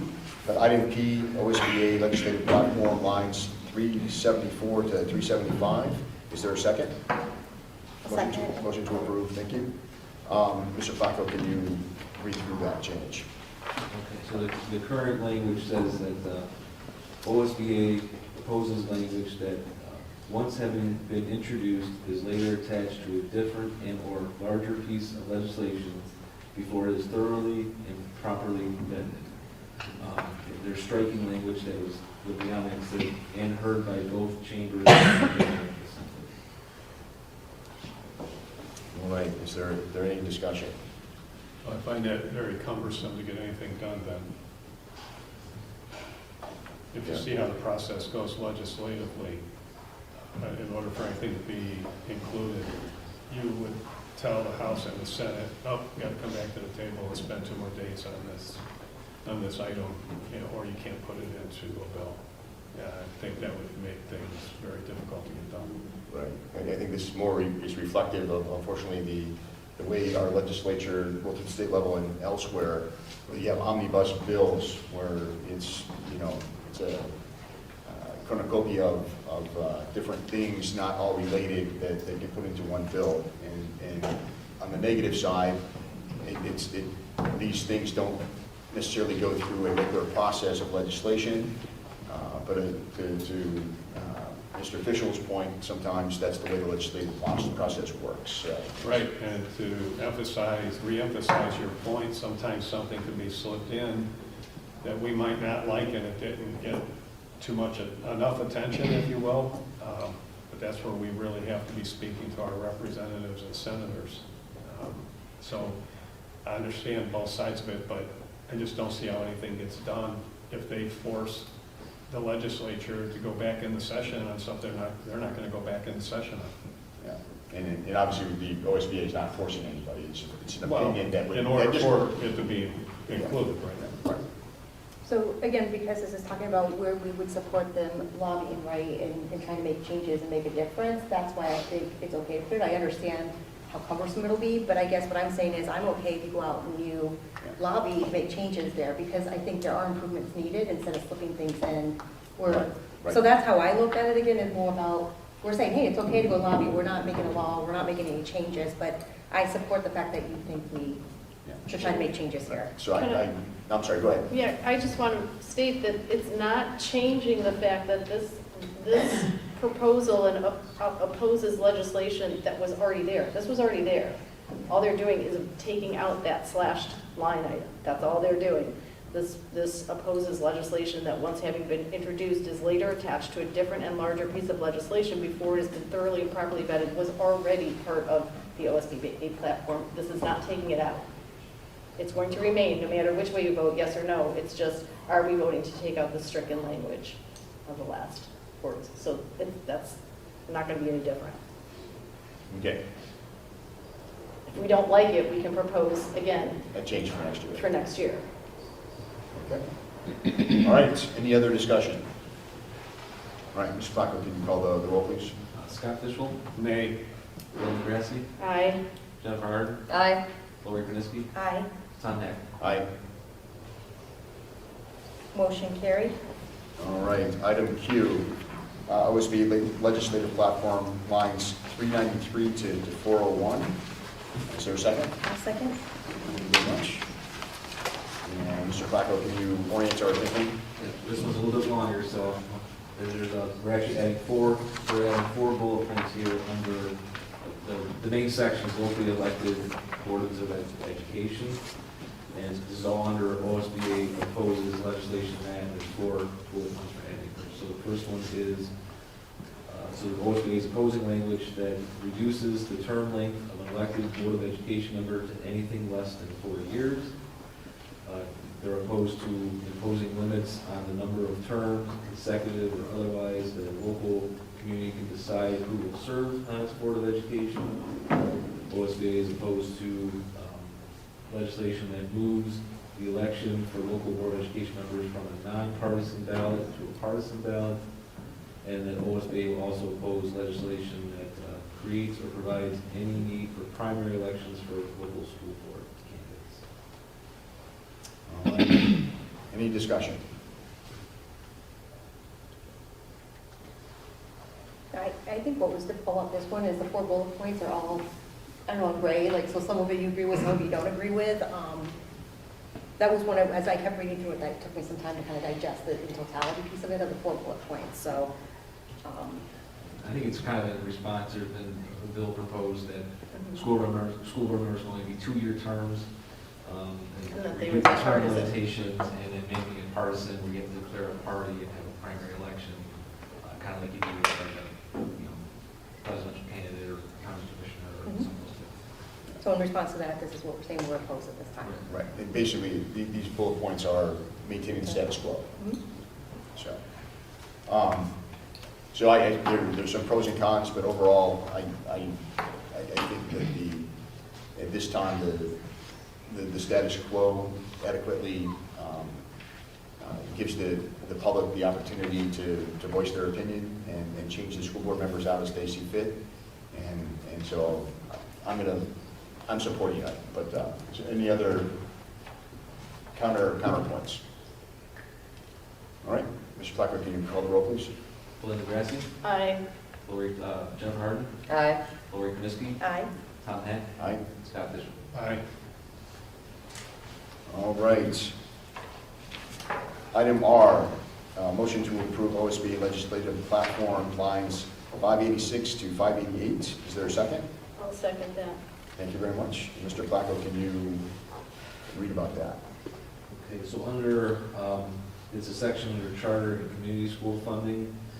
It's more of a statement of fact type of thing. It's striking language that says the current practice of deducting funding for charter and community school children from state funds provided to traditional public school districts is unnecessary and confusing. Again, I just want to point out that we don't get our state funding that way anymore, so this is not necessary language to be in here anymore because we don't get funding that way. Right. It's not a support or oppose thing, it's just kind of stating the fact. It's updating based on changes to the Change ORC. the formula starting last fiscal year. Yeah. That's just no longer true. Yeah, so this is just reflecting current law. So, is there any discussion? Okay, can you call the roll, please? Jennifer Harden, Aye. Lori Kniske, Aye. Tom Heck, Aye. Scott Fishel, Aye. Belinda Grassi. Aye. Motion carried. All right.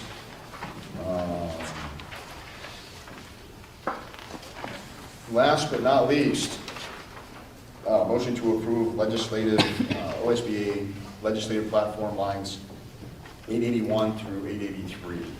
Is there a second? Second. Thank you, Mrs. Krasinski. And Mr. Placco, can you? So this is adding language under pupil transportation section, and it's adding language that says OSBA proposes legislation that penalizes districts for non-compliance with transportation laws. So I did call Mr. Placco and ask for some clarification on this because I was a little confused on this one. I think they could have worded this one a little bit better. If you can explain what the gist of this actually is. I think it is kind of vague, but basically there's a lot of transportation laws we have to follow, and so, a lot of people don't realize that we're also required to transport to like non-public schools, so we're, running Notre Dame and things like that. Well, they've implemented new laws where you have to, students have to ride within a 30-minute window of the start day, things like that, or, transportation required for elementary students. I think it's outside of anything that's anybody greater than a mile, and then middle school 2 miles, things like that. And with all the transportation shortages we have lately across the state, sometimes you can't meet all those requirements. And so, for example, I've heard of other school districts that have said, we don't have enough drivers today, and, we're not gonna have busing. Well, law really says you can't do that, but if you don't have anybody to drive a bus that's qualified that day, or people to do that, you can't meet those requirements. So I think that's kind of where, at least my understanding for that logic of that language is that district can't be penalized if they don't meet transportation requirements. But obviously it's very vague and kind of opens a can of worms. So one thing I will tell you, Mr. Hack, when you go to that meeting, that you can get up and speak on any one of these. And if we as a board feel that this is way too vague and it's not understandable, and what do you actually mean when you say that you could ask for people to not vote for it so that it could be redetermined next year and revisited, and somebody could submit something different and they can work on that. Like, you have the ability to do that. If that's what we decide as a group that we want you to do, then you'd be able to get up and actually have conversation at the podium. We receive transportation funding. We file reports called T1 and T2, so we're reporting how many miles we're driving, how many students we're transporting, all these things, and that kind of calculates your funding. So you're already getting funded on what you're providing. So there could be ways that you get penalized and you're still incurring that cost if you didn't meet a certain requirement. So it's So I put down in my submission, I said no to this because it is nebulous, and it should be, I'd be much more comfortable with a case-by-case waiver or something to accommodate situations you described, rather than because carte blanche, it sounds like we would advocate for having no requirements. Right. And that's a challenge. That's exactly what I thought also when I looked at it. And so, right, if we do decide as a group to vote no on that, I would highly recommend that you actually get up and speak on that one and have something to say about that, because if we as a group all agree to the same thing, here's why this district isn't voting for this, but here's why, can you do better than that? Yeah, and I kind of looked at it similar to you, Mr. Placco, that it can be very cumbersome, and if we get into an audit situation, we're going to be talking about slivers rather than large pieces of lumber, and the penalty for that could be onerous and difficult to overcome, and so I believe we're putting forth the full effort in transportation, and I don't think we're just going to abandon that. So I would be an aye for this.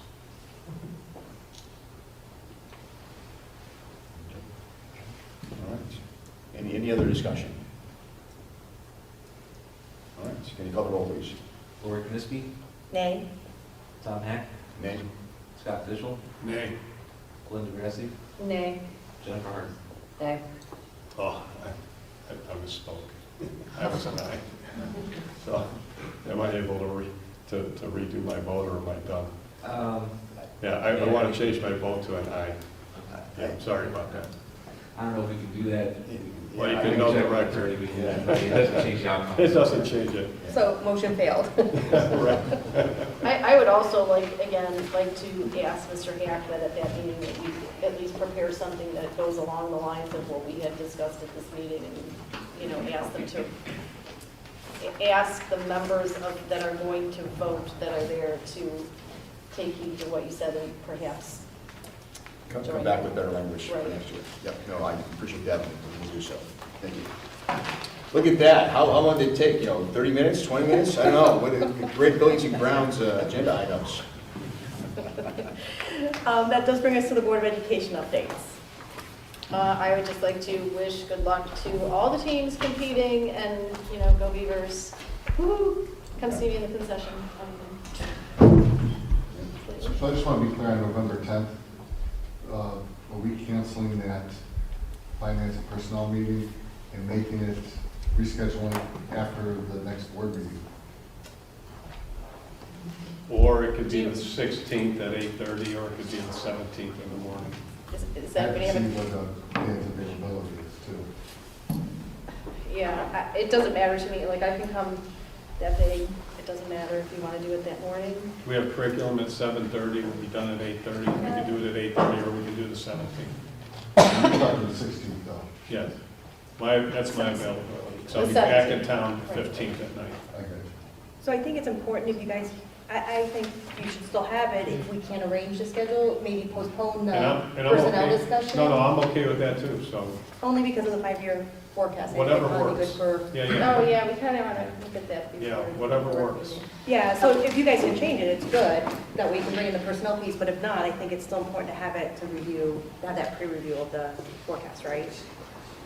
Probably better than just that morning, in case he has to go and fix something. So we're keeping the 10th to discuss the 5-year forecast. Are you okay with that? Yes, more than okay. And then Okay. with the personnel issues, we'll reschedule either sometime when we return with Dan there. Well, that's fine. Okay. Right. Thank you. So I'm still coming on time. Sounds like it. Right. Any other Board of Education updates? No? All right, so that brings us to next meeting announcements. So we do have Buildings and Grounds Operations Committee meeting November 8th, 2022 at 7:30 a.m. We do have a Finance and Audit and Personnel Committee meeting November 10th, 2022 at 8:15 a.m. Curriculum and Programming Committee meeting November 16th, 2022 at 7:30 a.m. And I know you just put the policy meeting, it's in my other note, what date's that? November 4th at 8 o'clock a.m. And then our next business meeting is November 17th, 2022 at 7 p.m. So I have a motion to adjourn at 9:20 p.m. Can I get a second? Second. Thank you, Mr. Fischel. And would you go to roll? Tom Heck. Aye. Scott Fishel. Aye. Bill Grassi. Aye. Ed Barr. Aye. Larry Tesler. Aye, motion carried.